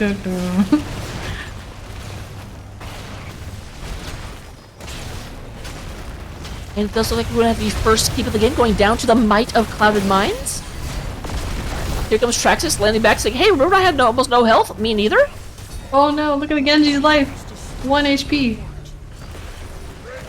Imagine if the Punisher jumped on Genji as he was like 1 HP running away. Just vaults over the core. Yeah. That'd actually be funny. They should do a map where you play this, but instead of getting Punishers, you just get like a version of a hero, and like one of them is just Butcher, which just does that. Looks for low heroes. Ah! Hilarious. Red team has destroyed a fort. So top fort does go down to Deathwing. Deathwing actually really likes destroying buildings. It's kind of his MO. Varian does actually have one of the 3 quests finished. I don't know which one it is though. It definitely is not the 5 hero takedowns.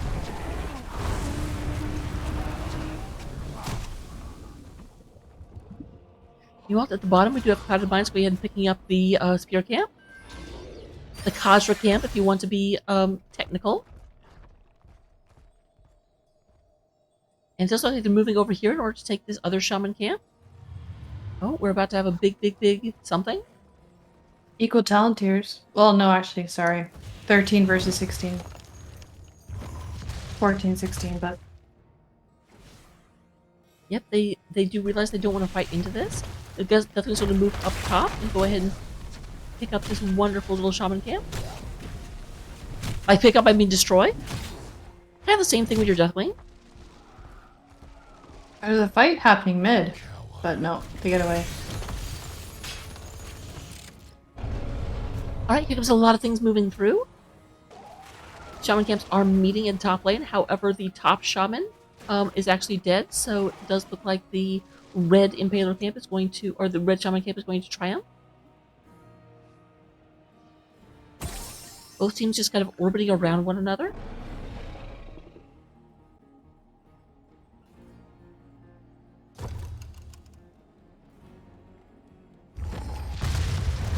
Neither of them really moving in. I love how they're doing a bush gank up top. I'm like, I don't know why you think someone would run to that specific part of the map, but I guess always denial of information is worth doing. If it doesn't have a opportunity cost that you miss. Just look like we got 20 seconds before the shrine comes up. They will be easily able to go down. They are at even talent tiers now, and there's absolutely no way their opponents can get to level 20 in the next 15 seconds.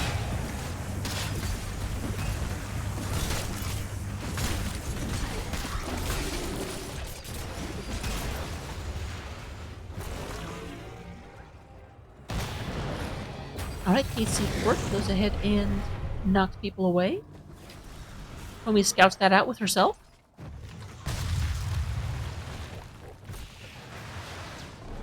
They are starting the Frozen Punisher.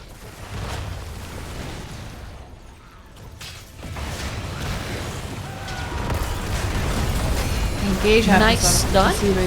They are are trying to get on KC Court, so we think he cannot mosh them. They are a little bit close, unfortunately, and there is a great time trap. Misha is very low, but it is just Misha.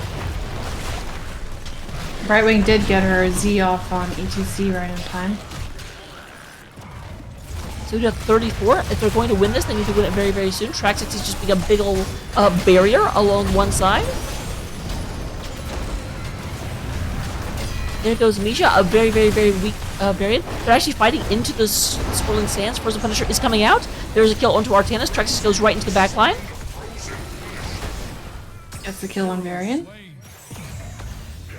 This may actually potentially be game ending. They do have the Punisher going right down the lane. This is the third Punisher of the match. There is a one-man mosh, but that is where you spell into the Rhaegar.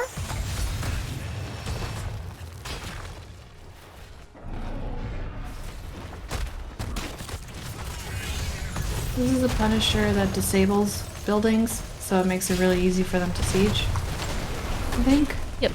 The one advantage is that it doesn't target buildings specifically. So, like, until it actually uses its abilities and happens to hit, but that one will hit. There we go. Sometimes you can actually defend the towers outside very well, so they just will happen to not hit them. True. But yeah, they are moving in. We are still 13 seconds until Rhaegar. Other than that, though, we do have the Odin coming in the back line. Traxxas goes and clears people away. They are pushing back. Varian does go down one more time. Angie's trying to get into the back line, get on that Chromie, but she's defended by ETC and Brightwing. You have a big red button coming out. The Duke is coming down, and so is the core. Core falls, and we have game number 2 going in favor of Clouded Minds.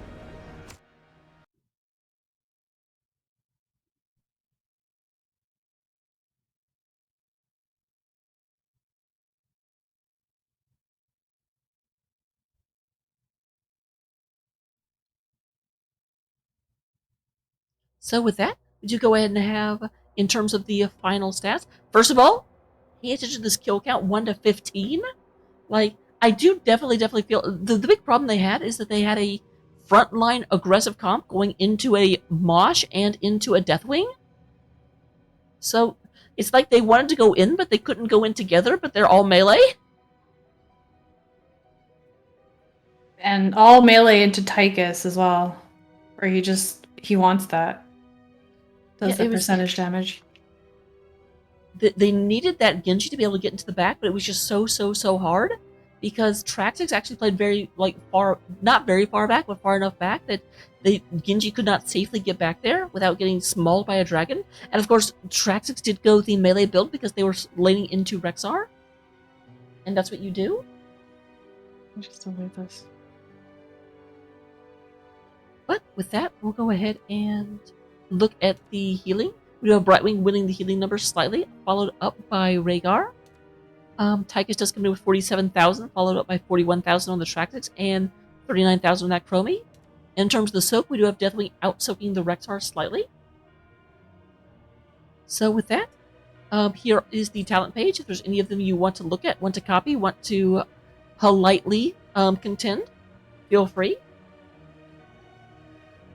And with that, I'll go back into the in-between screen. I will see you back for more boots in the draft whenever we get to the draft. See you momentarily.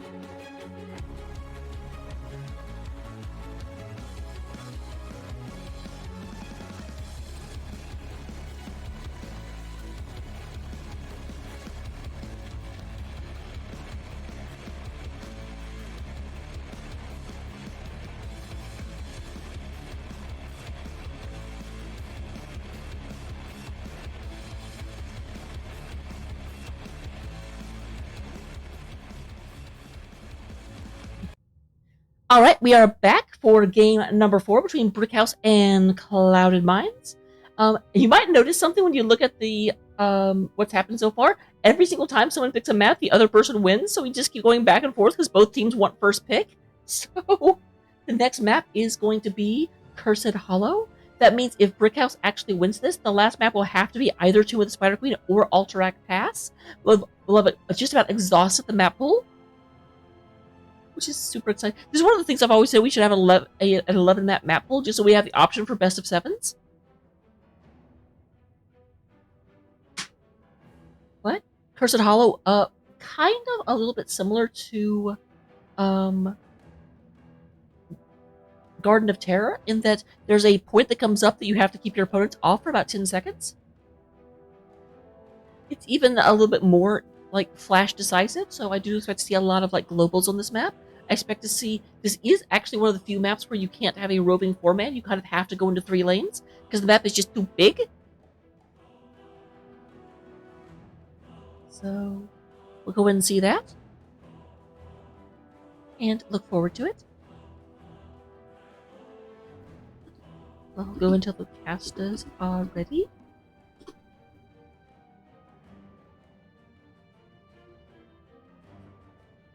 I will say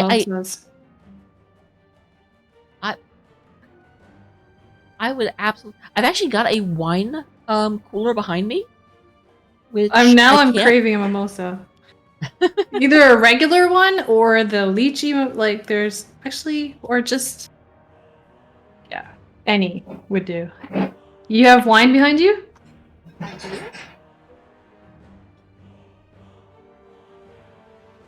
I'm actually looking at what my selection is. I guess it's a dark wine. Here we go.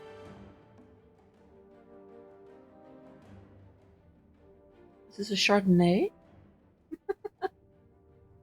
It's actually funny. I actually used to work at Marriott, and we actually had to take a class to learn how to pronounce the different wines. Chardonnay. Because they did not want us going in front of like people ordering wine and be like, "Here's your Chardonnay." Cursed Hollow. All right. So before we get into it, obviously because Dax would be very, very sad if I didn't. I did have to run and get more boots in the break, but these are what I call my psychedelic stompers. Also my cat. Your cat just... No, I'm not wearing my cat.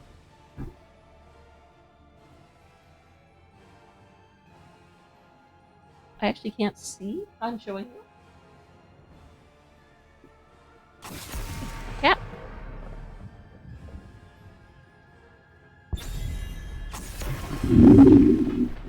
Chromie ban and May ban.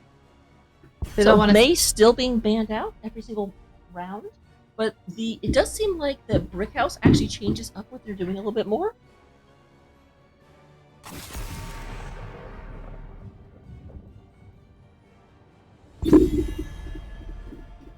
Very nice. I see the hologram part of it, like psychedelic, the shiny.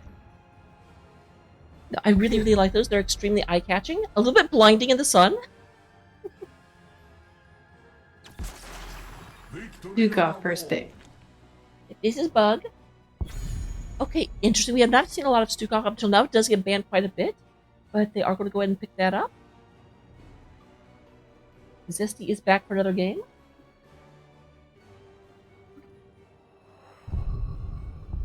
You can be up here, but you need to not have your tail there. And once again, Tychus on the Trilania and Traxix picking up Deathwing. Has that been every single game it's been Deathwing for Traxix? Every game they won, yes. I don't think they had Deathwing in the second game. Oh wait, they didn't. They had Sonya. Yeah.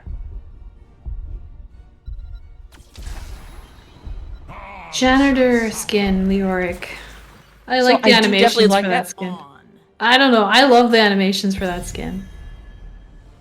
Oh, and this is Dizzy again, so it looks like the Viking is not in the game. But I do definitely like Leoric. Kind of dominates Deathwing on an equal skill matchup, and they also have Shyborg coming in on the Lunara. I do very, very much like the Lunara pick as well, because the thing is you can't heal Deathwing, so a lot of time Lunara's damage is considered fake damage because you can heal it before it kills you, but not on Deathwing.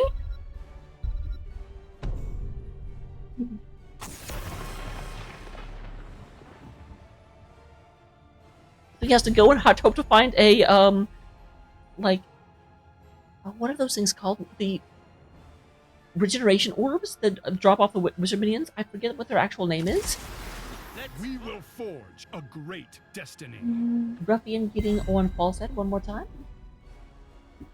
And this time the Varian going the side of Clouded Mines. Do you think we'll see a Colossus Smash for Lunara? Or no? Probably Taunt Variant. I think a Taunt Variant's more likely. I was surprised to see Colossus Smash last time. I don't necessarily expect to see it again. We do have Tater going for the Kael'thas. I wonder Not if going it's to be on Genji this time. Sorry, what were you saying? I saw Colossus Smash being used in CCL, so I'm like wondering if that's coming, like it's a trendy thing to do. Oh, I had missed that happened, but it very well could be.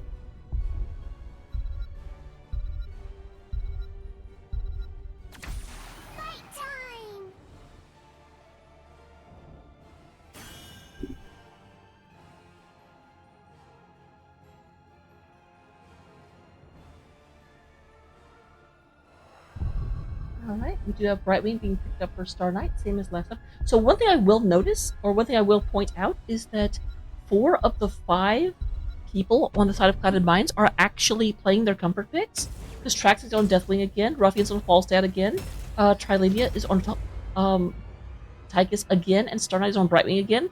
The only kind of change they have over some of the previous drafts is the Varian. But I'll go ahead and run our introduction and see you guys in game.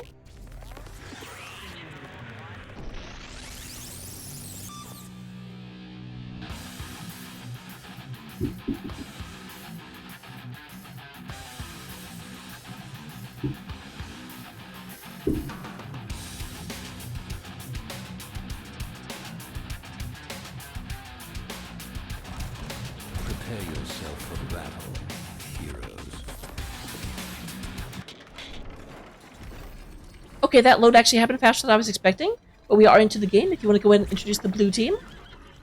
Well, for the blue team, for Brickhouse, we have Dizzy Wingman on Leoric, Shayborg on Lunara, Tater playing Kael'thas, Zesty on Stukov, and Little Soul on Garrosh. Meanwhile, over on the other side of the map, representing Clouded Mines, winners of 2 games so far, trying to close out the series with a win here. We do go ahead and have Ruffian playing that Falstad, Traxxas back on the Deathwing in the beautiful blue skin, Star Knight playing the Brightwing, KC Court is on the Stukov, and who did I miss? The dance-off. On... What? There's a dance-off in the middle between Garrosh and Varian. I think we know that we just know they're best friends. Traxxas says rude. Someone interrupted the dance off with damage. Turned into a damage off. Okay, we do have, it looks like they're going to send Deathwing down bottom because they don't want to send Deathwing into Leoric. I agree with this decision. Sorry, did you Ruffian up finish there instead. introducing all the characters and names? I think so. But if I didn't, then you get 3 Fuji points if you can tell me which one I didn't introduce in chat. Fuji points are not redeemable for anything. So with that done, we do go ahead and have, once again, the 1-3-1. A lot of attention being paid on the side of Brickhouse to the bottom lane, really pressuring this Traxxas. Meanwhile, we do have some pressure on the mercenaries coming out of Star Knight and Trilania.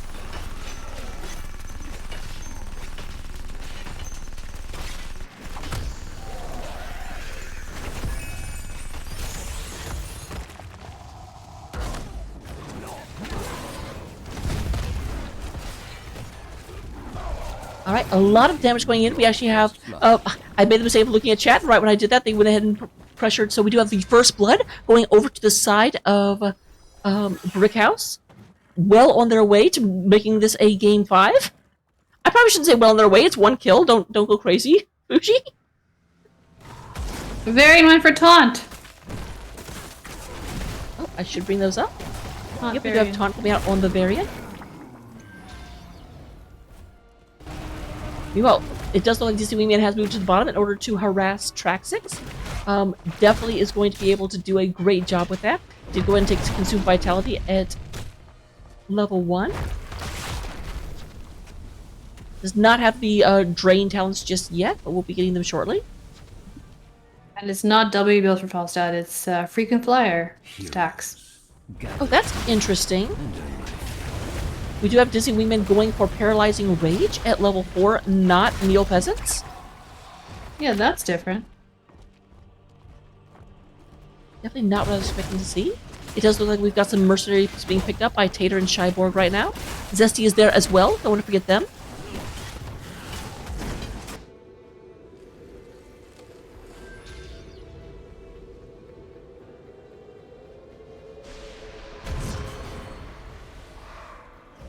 Here comes Star Knight and Triolania going to get this in. Little Souls in the area in order to try and prevent them, but the rest of the team is not there. They may not get there in time. Yep, this is actually challenged, and we do have a kill onto the garage. Rest of the team is just lagging a little bit behind. Here comes definitely landing in. Shyborg taking a lot of damage. I will say that one of deer's natural predators is dragons. If you know anything about fantasy. Watch Game of Thrones, they talk about it. I actually think those were cows.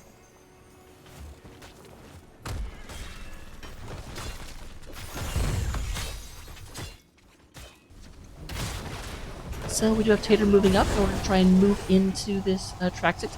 Nice bit of damage.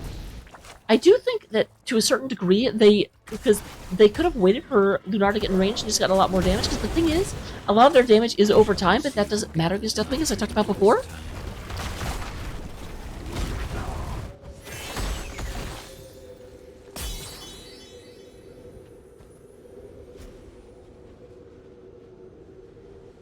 They are pinging that there might be somebody in that area, so they are aware. Rotation coming in, but 2 ships passing in the night. No real aggression just yet. Falstad is in the bottom lane, can fly up, of course. Engage on a Varian. great throw. A lot of damage into Varian. Varian is silenced. Here comes Traxxas, and Varian gets taken down, and now Traxxas is in the middle of the entire enemy team. Just go ahead and pop protected, but we do have a move through by Leoric in order to block the escape. Does force out the ult. Soul really wants this?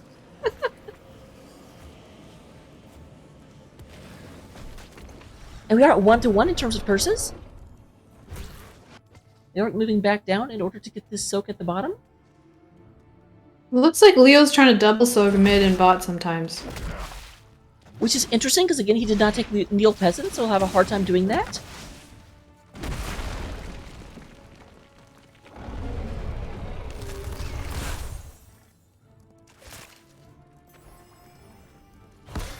We do have the boss currently being picked up for Clouded Mines. No answering boss coming from the other side. Oh. They're going in. Are they going in? No, they're in. Only 2 are there to possibly check. Yeah, it is only 3 versus 4. Kel'Thas is moving in. Trilania is very, very, very low and does actually get taken out. Kel'Thas coming in from the side. Here comes a lot of fire being thrown around. Falstad does fly up, but Leoric is also present and accounted for. There goes a kill onto the garage. Dizzy Wingman is standing on top of that point. Traxxas is very, very low. Deathwing does go down. KC Court is not long for this world. Does get taken out as well. And the blue boss is picked up on the side of Brickhouse. So now I can actually say correctly they are well on their way to making this a game 5. Exciting. And some of the level 10 talents have been picked up for the side of Clouded Mines. As well as Brickhouse. So Brickhouse has Entomb, we have Thornwood Vine, Pyroblast, Flailing Swipe, and Warlord's Challenge. Meanwhile, over on the side of Clouded Mines, we do go and have Warbringer, Commandeer Odin, Mighty Gust, Blink Heal, and Bellowing Roar. I do feel so sorry for you. All of the like talents I've had to read are so easy. You had to start game 1 with like Wrath of the Anguis. I know. I don't normally say these names out loud. Like, I Is don't it know how Anguis to. or Angius? I don't actually know. So there is another boss moving through the bottom lane, and of course they are at 2 points towards Curse. Their opponents are all back, but they are having to go down bottom in order to answer this. However, there is no Curse coming up, so they should be able to clear it out and still be available to fight. I grow tired of your petty squabbling. Gather tribute. 27 seconds. The boss is just about dead. So yep, should have no problem getting up there. Sees Giant Camp is helping out. You want a friend? So I will say, for anyone that doesn't know, I doubt there's a lot of people that don't. Entomb is actually one of the really engaged targets onto Deathwing, because Deathwing is immune to all forms of crowd control, but he's not immune to walls. True. Good point.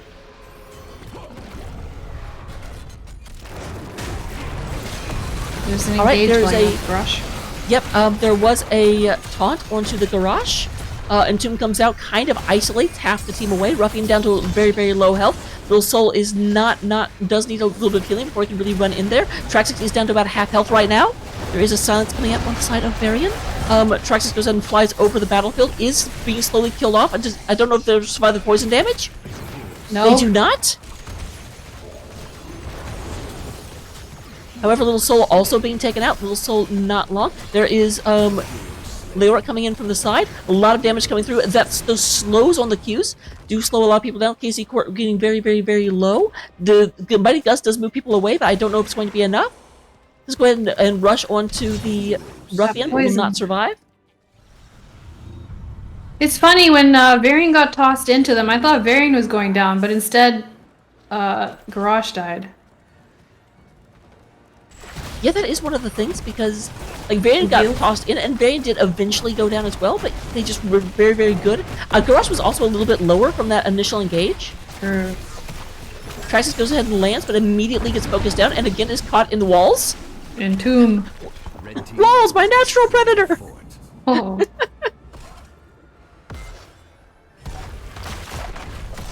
So it does look like they've taken the top fort, they've taken the middle fort. Bottom fort is being very resilient, because there was that siege camp keeping the minions from moving forward for a long time. We still do have another 24 seconds, and it does look like Brickhouse is moving to the bottom lane. So with that done, it looks like we're going to have a...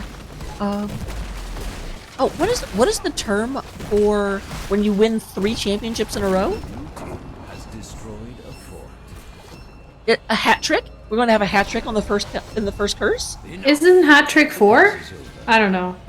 I thought it was 3. Chat? Is hat trick 3 or 4? Because I don't know. I believe it's 4, but let's just see. What does chat say? Give chat something to talk about. Yes, please, chat. Help us out. Is the advantage of being a streamer? You have a legion of minions to look things up for you. Google it. Alright, we do have Leoric and Deathwing fighting up top. This is definitely something that Leoric will win, and we do have Traxx running away. Not surprisingly.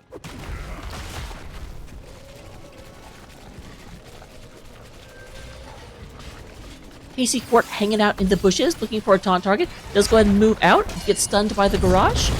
Does not really want to use his taunt on the garage, because as noticed, garage can survive a lot of stuff. Oh, chat coming in on my side. He's saying the hat trick is 3. But you know what? Like, obviously no shame. I didn't know that either. I had to ask chat. I wasn't like, no, you're wrong. Oh, it is 3? That's what chat is saying. Cool. Now I know. I learned something new. I didn't know. Yep, I definitely didn't either. It is funny they say hockey supremacists rise up. I guess it's a hockey term, and so we must have Canadians in here being like, oh yeah, this is actually part of our nationalization quiz. That's what I was thinking. That's where I've heard it most in hockey. So I was like, but I don't really watch hockey that much. Alright, they are looking in at boss.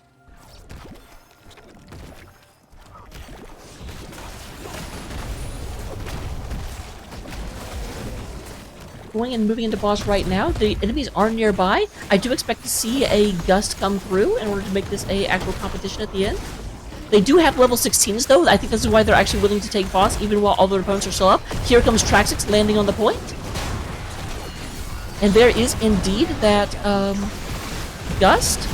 Garrosh goes down, as does does both Bird Boys. Leoric being the next one to fall, and Varian, so it is a slight advantage for Brickhouse, but they do actually lose the boss. Cyborg trying to chase this down, but will actually end up losing Star Knight.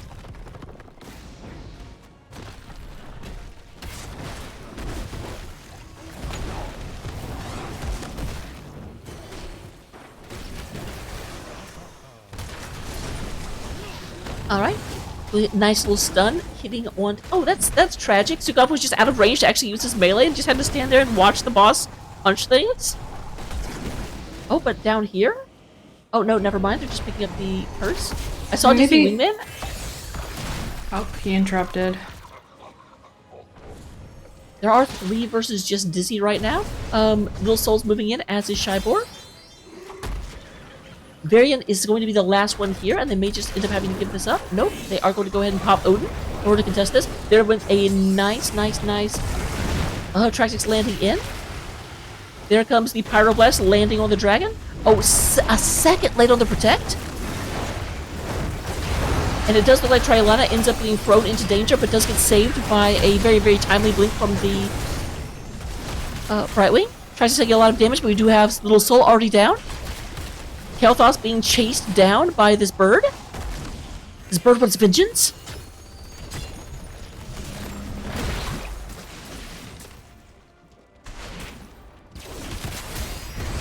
Oh, taunt on Lunara. She goes down.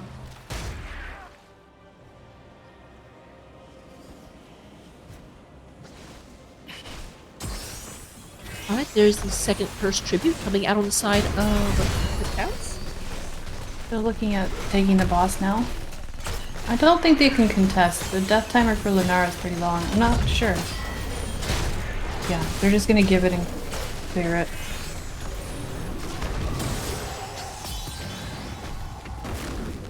Alright, Mischief, I think we may have made a terrible mistake. Now What? all of chat is just filled with talking about hockey. Oh no.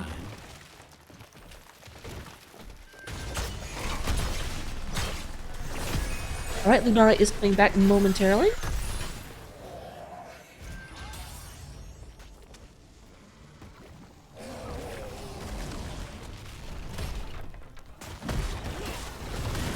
So we do go ahead and have there is a siege camp moving across the top lane. It looks like Trixic is going back in order to stop that push before it gets out of control. They're not actually supporting the boss that is pushing, but they are in position to go ahead and get cursed because Trilane is picking that up and no one is nearby to stop it. There is a taunt coming in from the Variant onto Dizzy Wingman, but they do have to fall back.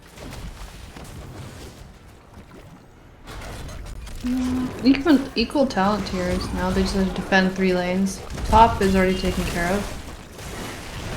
It's just mid and bot. Their keep might be falling.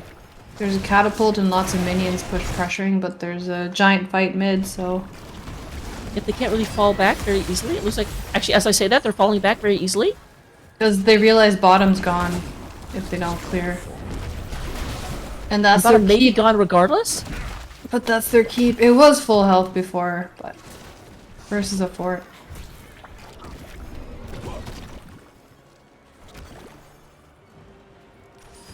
They're looking at the top fort now. Absolutely, so they're going to go ahead and start moving through, trying to get that done. Varian is going into an offensive position to taunt anyone that tries to come in from the other side. They only have about 3 seconds, but I do think they'll be able to get this down. They'll take a few shots. Nope, they actually take no shots from it. Just a few less than a few.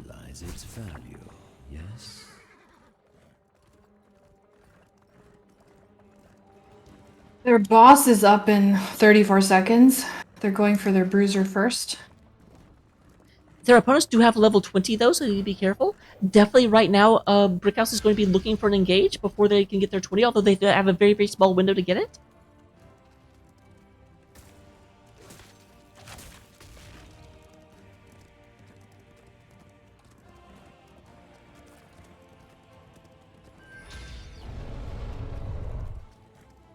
Well, X-Chill, I appreciate you being here as well, but I do have to warn you, you may not be able to go to sleep because I am very, very excited when I talk. I very much do not have a soothing voice to fall asleep to. It does look like a little soul is in the middle looking for an engage. Does not find it, and level 20 is picked up on both sides. Now here's the critical thing. We do have the Buried Alive, which is critical on everyone except for Traxix. So it's kind of it actually kind of makes Entomb interesting because Entomb is one of the best ways to isolate Deathwing. But if you use Entomb on Deathwing, you're not actually getting the level 20 bonus. However, here we have a fight coming up. There is the nuke coming down from the Odin, and Garrosh goes down almost immediately.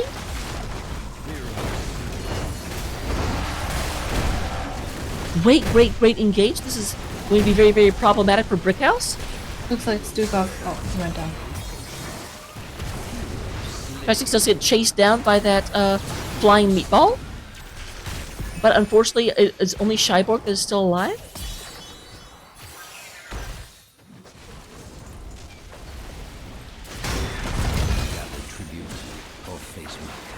This might actually be enough if they're actually picking up a camp up top, which I'm not sure is the right play. Could they have ended here? I think they might have been able to if they had gone straight bottom and just gone through that already weakened fort or keep. Plus, there's a giant camp pushing bot lane with a catapult and a minion wave. True, but I guess boss is a more safer play. Take the boss. They had, I want to say, probably about a 60% chance of ending, but instead they want to take things and move that closer to 100%. Can't really argue about it, but the boss is up in 30 seconds on the other side. And the tribute is up right now. Ruffian's moving in. No one around in order to punish that, but he does not know that.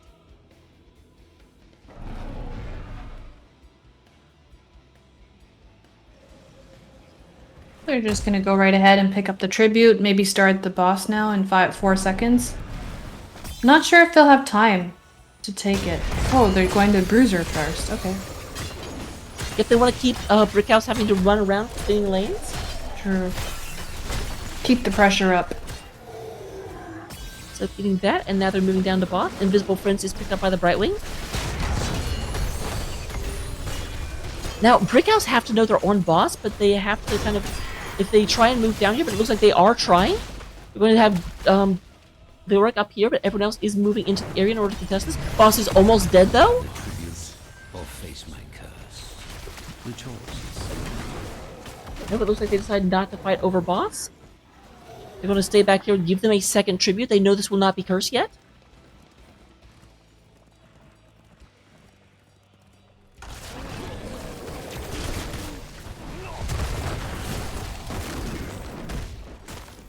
A lot of damage coming down. They're going to get more mercenaries moving down the bottom lane.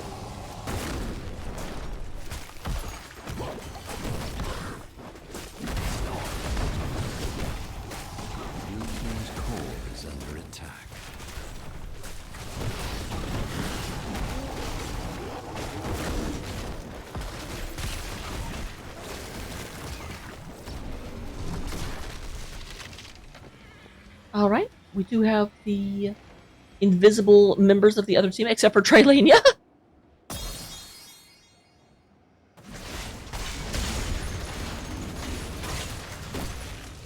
Just continuing to put pressure on the entire map. They want to make sure that their opponents are not able to comfortably come and contest them on the third and final tribute.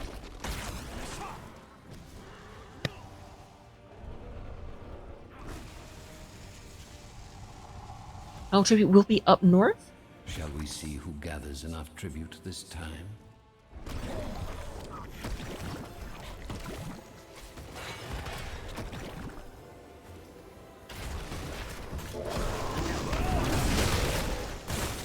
Tribute is up in 15 seconds. Now here's the thing. They can clear out these mercenaries and still have time to get before the tribute spawns if they move right about now, which is exactly what they're doing.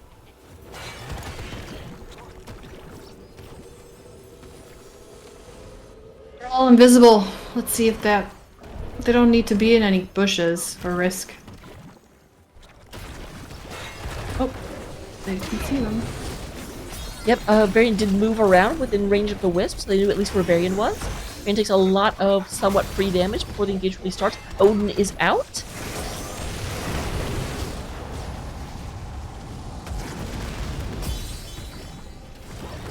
PC Port is channeling this, will be interrupted by the Stukov.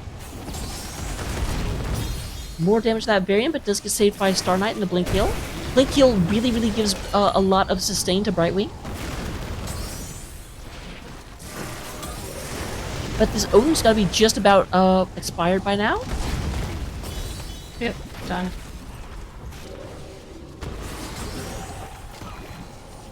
Also Rush moving is up to the bush. mounted. Oh, I guess dismounted. Here comes a throw, Varian right in the middle of a lot of the enemy team. Here comes the Traxix landing on the enemy team. There is a Entomb, it looks like it was not actually catching anyone. There is a kill onto the Garage. Garage is no longer in the fight. Desi taking a lot of damage to the backline, does get taken out. KC Court about to be exploded by Kael'thas. Trilania taking a good amount of damage, but Desi even having to fall back. Falsehead chasing that down, trying to kill the Skeleton King, and the bones go to dust. But a huge amount of damage. Star Knight and Trilania so low, but only Kael'thas and Lunara still up. Meanwhile, the bottom lane is pushing in on Core. Team's core is under attack. Down to 52%, down to 44%. Tater is back in order to stop this from doing any more.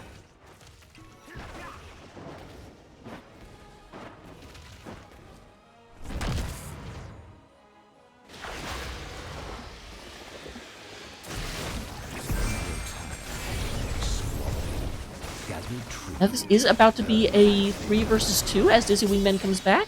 Shyboard coming in from the north, Tater coming over the wall. That was really bold of Brightwing to try to cap that. Yep, and they are actually going to suffer for it. Ruffian and... Okay, they're going to delay this cap. They're not going... There's no one in the area to actually stop it. But Gus does come out to try to disengage, keep them alive, but... I mean, really, no reason not to. Gust has 47 seconds until it comes back, and Falsehead has 51 seconds till he comes back. So... True. Zukov's clearing Catapult's bot lane, while the rest are channeling... Jack. Oh, 3 men need to channel it, right? I believe that's what I heard. But yeah, it ends up being that... Yep, they go ahead and get it. It's not so much 3-man, but I think if you are spread out appropriately, the cooldown doesn't actually let them shoot 3 fireballs within time of the objective. And they're going to go ahead and take this boss. It will push with the camp they stole. I say they stole from their opponents, like it was their siege camp, but definitely one that they took from their opponents. Oh, KT backed to clear the Catapult's bot, and this is the 3rd tribute. Let's see who gets it. Well, they do have to clear the boss top lane. They don't want to lose a keep. If that boss is... We are 25 minutes in that game, and that boss will absolutely shred that keep. Might even get core if literally no one went back to stop it. So do they contest the tribute and clear the boss? Because they have a global clearing the boss, but there's a giant camp behind it, plus tons of catapults. There goes the throw onto the...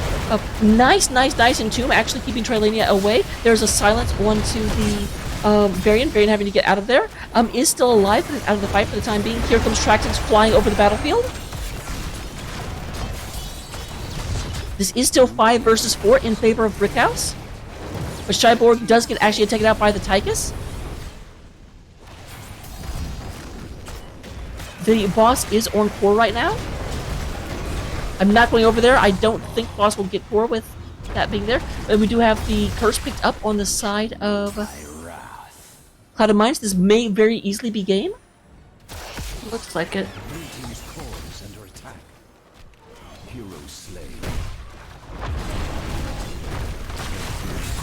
GG is called by Little Soul. We do have the Kael'thas also taken out. Hero slain. Everyone is currently down. Zewing has a wild comeback, and the shields are just being shredded. Goodbye to the Corp, and goodbye to the series. We do have Clouded Minds winning with a 3-1 and taking the Division D Grand Championships.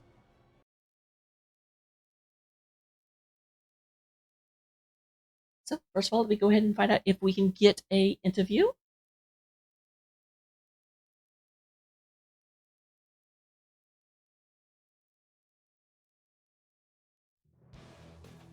While I'm doing that, if you want to go over the stats at the end of the game real quick. Sure. The kills are pretty even, 16 to 19. Let's see, any stats that stand out. Damage-wise, we have Kael'thas leading damage with 78k, Lunara with 76k, and on the side of Clouded Minds, it's Tychus with 59. Terms of kills, we have Lunara with 8 kills on her team, Brickhouse. Heals are Brightwing leading with 103,000, and Stukov with 73. First XP soaked, we have Deathwing leading with 18k and Falstad with 17k. All right. Siege damage, Kael'thas. It looks like over in lobby 2, we have the entire team waiting for us. So let's go and pop over there. Okay. Okay, hold on. Hello, hello, hello. Hello. Congratulations. Oh. 1 second, waiting for the... Yep, there's Mischief. Hey! So first of all, very, very well played games. Amazing. Wonderful. Loved it. Congratulations. Obviously, you. any question, but how do you guys Thank you. feel? Amazing. I just lost my breath and my voice in the last 2 minutes there. I Exhausted really as thought well. Brickhouse would get us to a game number 5. I will tell you right now that Weenus is upset because I was showing off a pair of my boots every single game, and so because you guys won in 4 games, they missed out seeing a pair. Good job. Aw. Sorry, maybe you can show off that last pair after the interview here, Fujin. Yeah. Well, if you guys want me to, you are the winners. I can give you at least that much. So, first of all, looking at the history, obviously, for a very long time until this last map, every single time someone would pick a map, the other team would win. So, you guys, obviously they picked Garden of Terror into you. You guys definitely seem to have a pretty good strategy going into that. First of all, actually, I guess the big question was, why do you ever not have Traxxas on Deathwing? Because it seemed like every time she got on Deathwing, you guys won. Well, we like having Traxxas on multitude of heroes. You know, Deathwing's a special spot for us, but you know, we got to let her have the Murky every now and then. As much as you don't like Deathwing and WoW Cataclysm. Yeah. I mean, in all reality, that third match, we did it because I know that I like to play Murky on Cursed, but they like Deathwing, and I was like, let's just make sure they don't get that. Speaking of map 3, I realize I'm going out of order, but it's okay. My show, whatever. I forget. Did you guys first pick the Deathwing in map 3? What did you guys think when they picked Rexar into Deathwing? Because I was very shocked by that. Are you talking about map 2? Oh, no, wait, went to 4 maps. Just kidding. Map 3 was Infernal Shrines. Yes. Yep. I think we were more surprised that it wasn't a taunt variant. Yeah. Yeah, that also kind of amazed me. I mean, okay, I kind of got what they were going for. It was very much in your face. In a way, Misha acts as like a 4th, tank of sorts, bruiser tank. So all that just thick. You have to get around. Definitely makes sense. I did notice that every single match, you guys ended up banning out the Mei. Is that just because, because granted, I should know this considering this is my division, but was that just a respect ban on them, or is that more of a, I guess you can say this now, we just hate playing into Mei in general? 100% respect ban. Yeah. Mm-hmm. Yeah. We do a lot of research on teams. Yeah, we do a lot of research on teams, and so all of our picks were based on what we've seen them do in the past. We tailor every ban phase to every team based on the team. We never ban just, we don't like this hero. We always ban on what the other team is good at. So it's always respect. Well, I mean, I definitely do not... This was definitely a team that deserved respect. I really thought they'd actually bring Game 4 back there for a while. But going back in, first of all, before we get to Garden of Terror, Mischief, did you have any overall questions? I don't want to just take everything. Nope. I was just curious. We can go through. You can start with your questions. All right. So looking at Garden of Terror, because that was obviously the first map, they picked it into you, and you very much had a. I'm actually trying to remember, that was a long time ago, but it definitely felt like in a lot of the. I guess this is more of a general question, but it felt like in a lot of the games, you guys just really, really liked playing Tychus, Deathwing, and Falstad. Are those just overall comfort, or was it just they kept picking heroes that those worked well into, so you just kept going with what was working? I think it's a little bit of both, personally, just because of the fact that we know that we like the Tychus, we know that we like the Deathwing, and we know that Ruffian has a very good Falstad. And I think the thing is just that when we saw the comps they were doing, sometimes we'd look at that and go, yeah, these heroes are perfect for it. But for the most part, it was just us reacting to their picks more than anything else. We're comfortable on them, yes, but we, as you can kind of see throughout the games, we're not locked into any one hero necessarily. Yeah, it was a little strategic too, though. I won't lie. I mean, nobody can play Raynor right now, so we felt like Tychus is, one of the strongest auto attackers. We knew they didn't really play Cassia. We knew they couldn't play Johanna. We knew we were banning Mei, who also had blinds. So we felt like we could really enable auto attack heroes in this series. Definitely something I hadn't considered, but then I don't have to because I'm not playing it. But yeah, because you do end up with a lot of the big blinders not being available. I do have a question. What was your reaction when you saw the Cho'Gall pick game 1? We kind of expected it. We saw in their play history that they play it a lot on Garden and Shrines. That was another reason kind of why we locked Tychus so early in a lot of games, was kind of to deter them. And then also protect some of our picks. Obviously, you don't want to Deathwing into a Tychus. But yeah, we saw the Cho'Gall coming, so we kind of tailored our comp to it. Cool. Were you guys planning on going Deathwing first pick the entire time? Because when I was casting it, I thought that might have been a response to the Tychus ban. It kind of turned into a lot of who had a lot. We're just gonna have one big who had the larger hitbox party. Because we recognize the fact that they liked a lot of frontliners, and traditionally frontliners have very larger hitboxes. So we kind of just tailored our stuff to that, really. So Cho'Gall is very boss-like, very raid boss-like. So is Deathwing. So it's like, okay, so let's just enable things that can get to them safer than other things. So I guess related to that, why didn't you guys draft a Ragnaros just to edge them out on the raid boss category? I mean, isn't Brightwing enough of a raid boss? She's terrifying as shit. She likes to murder. I'm really good at murder. I think as well, Ragnaros is a hero that we definitely have some people that can play it, but we didn't feel confident in bringing it necessarily this time around, just because of the fact that we wanted to make sure we were bringing our A game for sure. A+ game. Asterisk. Oh, definitely was needed for this game of all games. So, going on to game number 2 on that Dragonshire. Dragonshire was, as mentioned, the one game you guys lost and the one game you did not run Deathwing. So, though I do feel like there was quite a bit of posturing back and forth. And early on, I think you got the first Dragon Knight, but then towards the end, they started just really, really, really nailing that wombo with the multiple taunt into Orphea, into Gravo. Is that something that just kind of, I mean, obviously you saw it coming, but was there like a ramp up in the skill of their execution, or what kind of caused that to turn around? On Dragonshire, the burden of execution was more on our team than theirs. The multiple, like you brought it up already, Fujin, the multiple taunt with Garrosh really helped set up those large gravel bombs. And when they were able to catch at least two of us in them, the wombo combo was on, and it was no holds bar from there. And we just struggled greatly against it.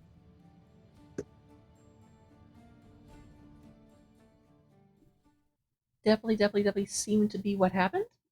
Dang it. This is what happens when I don't press my buttons often enough. My screensaver turns on, and lets everyone see my terrible art. I draw better than that now. I don't know why it always starts on that picture. We all have a starting point. It's all good. Yeah, I can't draw So- for anything. Moving on to Infernal Shrines. Infernal Shrines was probably the most dramatic game of the series. In almost every game, you guys kind of struggled back and forth, but on that one, you really seemed to have their number. What was it specifically when you saw them coming in with that very, very aggressive, melee-focused, just move-in comp? What did you do to counter that so effectively? I think we kind of talked at the beginning. We were like, okay, they're probably just going to dogpile on Chromie. So we kind of postured so that we could protect Chromie. And there was a lot of times where Varian was like trying to sneak around the back. And as soon as Ruffian was like, Varian, we all were like, no, thank you, Varian. We just turned on him. Screaming, I'm running for my life! I'm running for my life! Oh no. Definitely does, because we were very, very, very concerned about Genji possibly getting the back line, but it very much felt like you had that already figured out, and Genji could just never actually get back there. Or if he could, he was like, I don't like it, and he would leave almost immediately. We didn't want it to be hospitable for him. No. There were no welcome cookies for him. We wanted him out. We very much kind of drafted to the idea of like they're again. It kind of brings back to like the idea of like they like going all in. So we just decided to protect what we could. So we drafted around that. So that's kind of where like Genji does not do well. It's like he does very bad against point and click things, yes, but also it's like slides and just other things like that, you know. Absolutely. And then on to this last game of the series. There definitely was a moment early on where they ended up coming in and taking the boss away from you.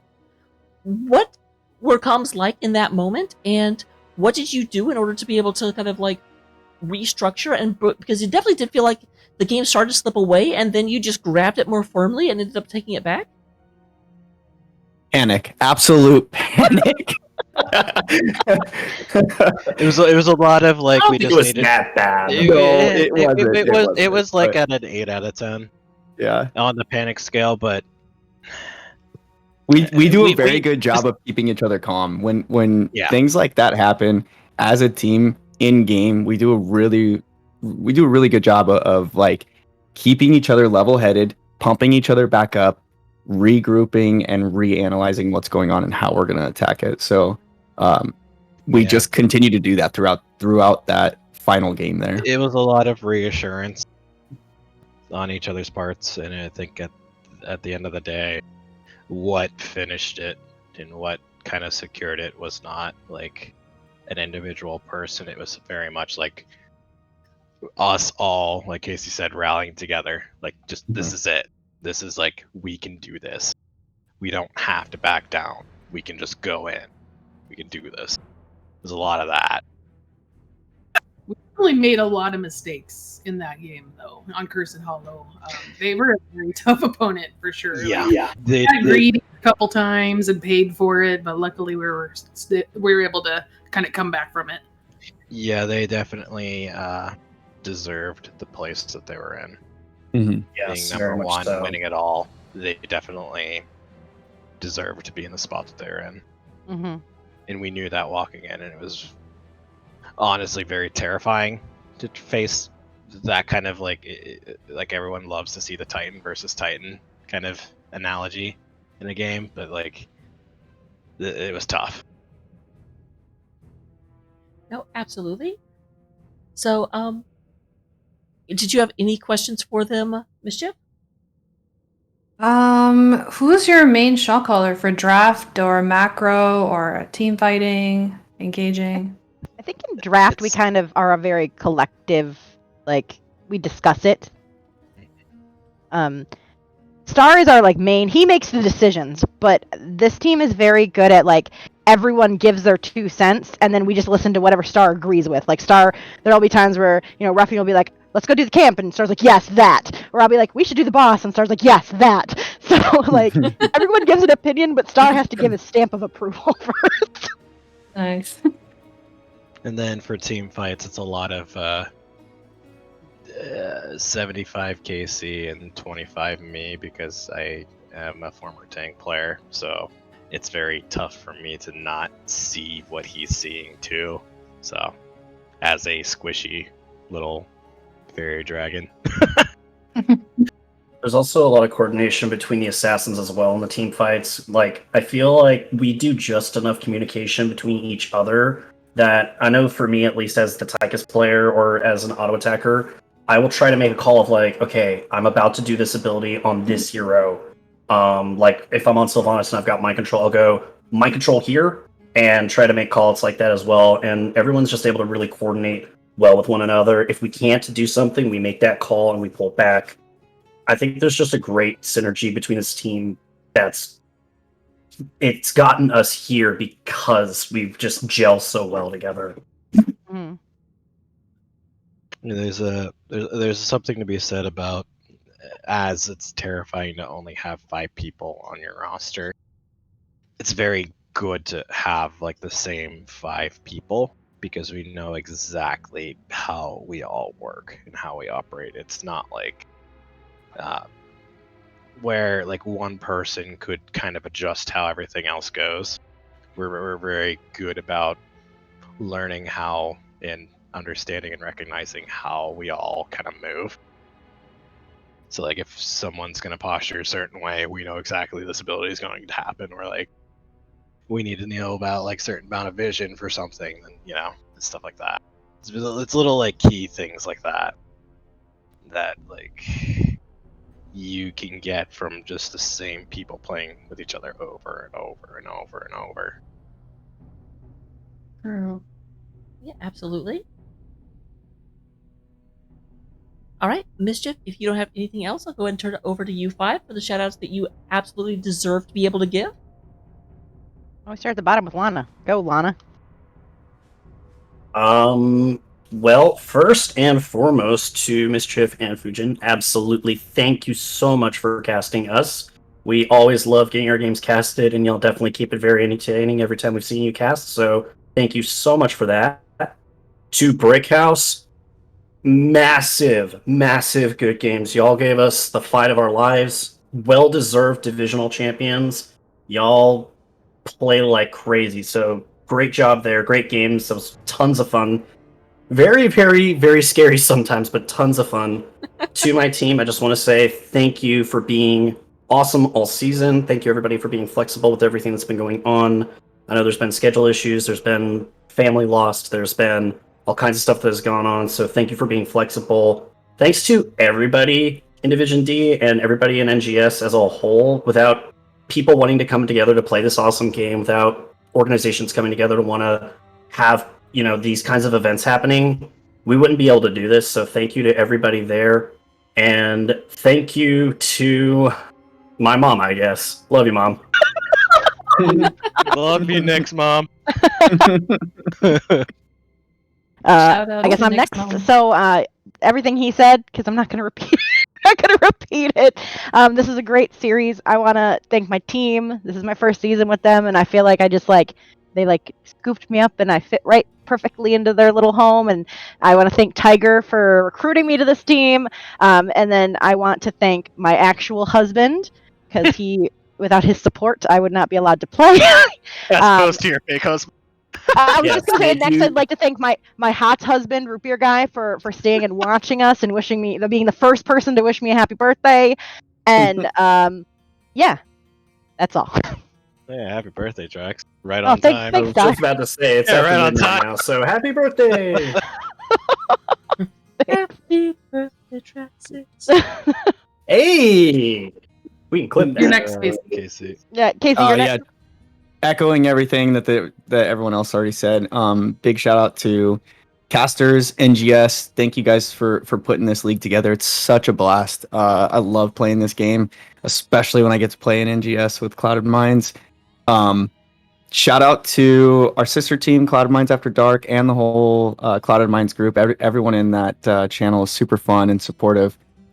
We had people giving us grats and cheers at the end there, so super cool to see that. I know they had a little watch party for us. But thank you to everyone. Thanks for the team. Played great this season. Super fun. Yeah. Thank you all. You want to go next, Ruff, or do you want me to? Sure, I'll go. Everything everybody else already said. I also want to shout out everybody who's supported us all season, like people, friends that we've made in the game, and people watching on Twitch and everything. Thank you so much for showing up for our matches and cheering us on. That really does mean a lot to us. And thank you to my team. Like, we worked so hard this season, you guys, and I'm so proud of us. And I just want to thank everybody for their hard work. And I love you all. And lastly, thank you to my brother Tiger. I love you. We love you, Tiger. He's okay.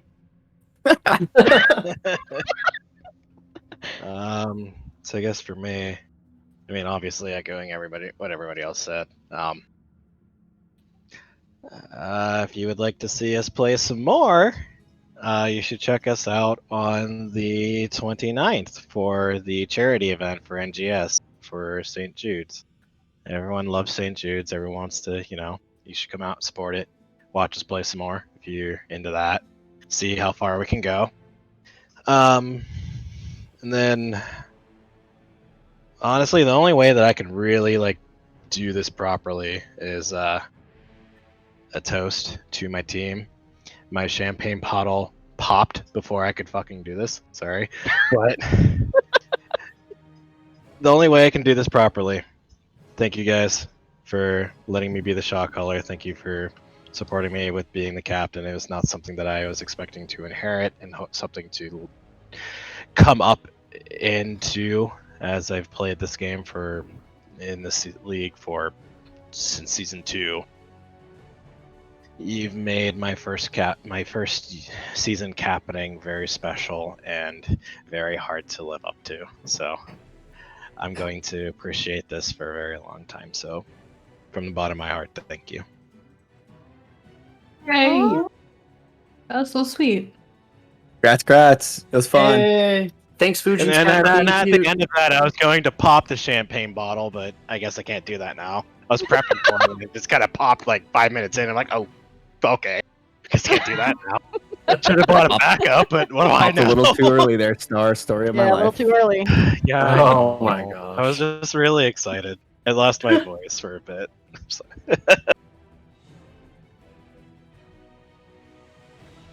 All right, is that everyone? Did we hear from Ruffian? That is. Yeah. Yep. Yes. Okay, people got out of order. I got confused.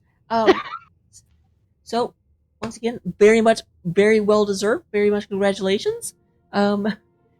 Based on this, I doubt you'll be Division D again, so I will miss you next season. We appreciate you being our div mod. And the same with the Shane train. Appreciate you. I was like, really, Shane had to do more than I did? Sure. I mean, both of you guys were fantastic. You guys did the best job possible, and again, I'll toast to you guys too. So, thank you. So with that, I'll go ahead and mostly end this. Mischief? Anything you want to say? Where can people find you? All that great stuff. You can find me on Twitter, MischiefGames1, or Twitch. Twitch for Mischief Hots. I stream most days, mostly ranked games. And I play. Sometimes I play Among Us. I play Dead by Daylight, and a little bit I'm trying out Overwatch. Yeah, that's it for me. Thanks for having me as your co-caster. Oh, absolutely, damn, my those pleasure. boots are aggressive, Fuji. I know, damn. I just saw. You're sexy. These are How my. do you even walk in them? That hurts my arches. That would hurt my Those back, are my. maybe. Those actually aren't too bad. I do have a pair of boots that are impossible to walk in. They're called ballet heels. Feel free to Google them. No, please no. They're terrible. Everything hurts. Ow. I hate it. I appreciate somebody being able to do it, but I hate it. That is why we don't want to see you in them, Star. Hey, thick thighs save lives, first off. whenever I actually bought them, I literally I was like, I want a pair of heels that will make people look at me and be like, man, I want to date her, but I think she'd hurt me. Those are 100% what those are. But yes, I am FujinAkari. That should do the trick. If you want to catch more than me, you can go to twitch.tv/FujinAkari or Twitter @FujinAkari. But most importantly, every other Friday, you can check out the DreamHack Clash, where I am the official observer. You won't actually see or hear from me, but I am there, I promise. So check that out because it's cool. Congratulations on that. Very nice. Rar. So with that, once again, congratulations. I'll go ahead and find someone we can raid you all over to. Again, bye everyone. Bye. Thank you. I guess the big question is, what will you all be doing now, other than the charity tournament? What are your plans? How will you celebrate? Well, some of us are working tomorrow. Everyone else left. I'm going to be celebrating, and I think we are all going to be doing a healthy amount of celebrating tonight. And honestly, we deserve it. I feel like we have busted our butts off this season. We gave everyone the proper respect they deserved, and it showed. It showed an entire season. I'm very, very proud of all of us. Oh no, you absolutely deserve all of the celebrations, congratulations, and other Asians as well. Yeah, thank you. I'm gonna go join the rest of the team. Thank you. Appreciate it. So with that, I don't actually see anyone specifically from NGS, so we're going to go over to Porky, because Porky plays on Baby on Board, and that counts. So yeah, I will see you all in the next one, and thank you very much for tuning in. Be awesome,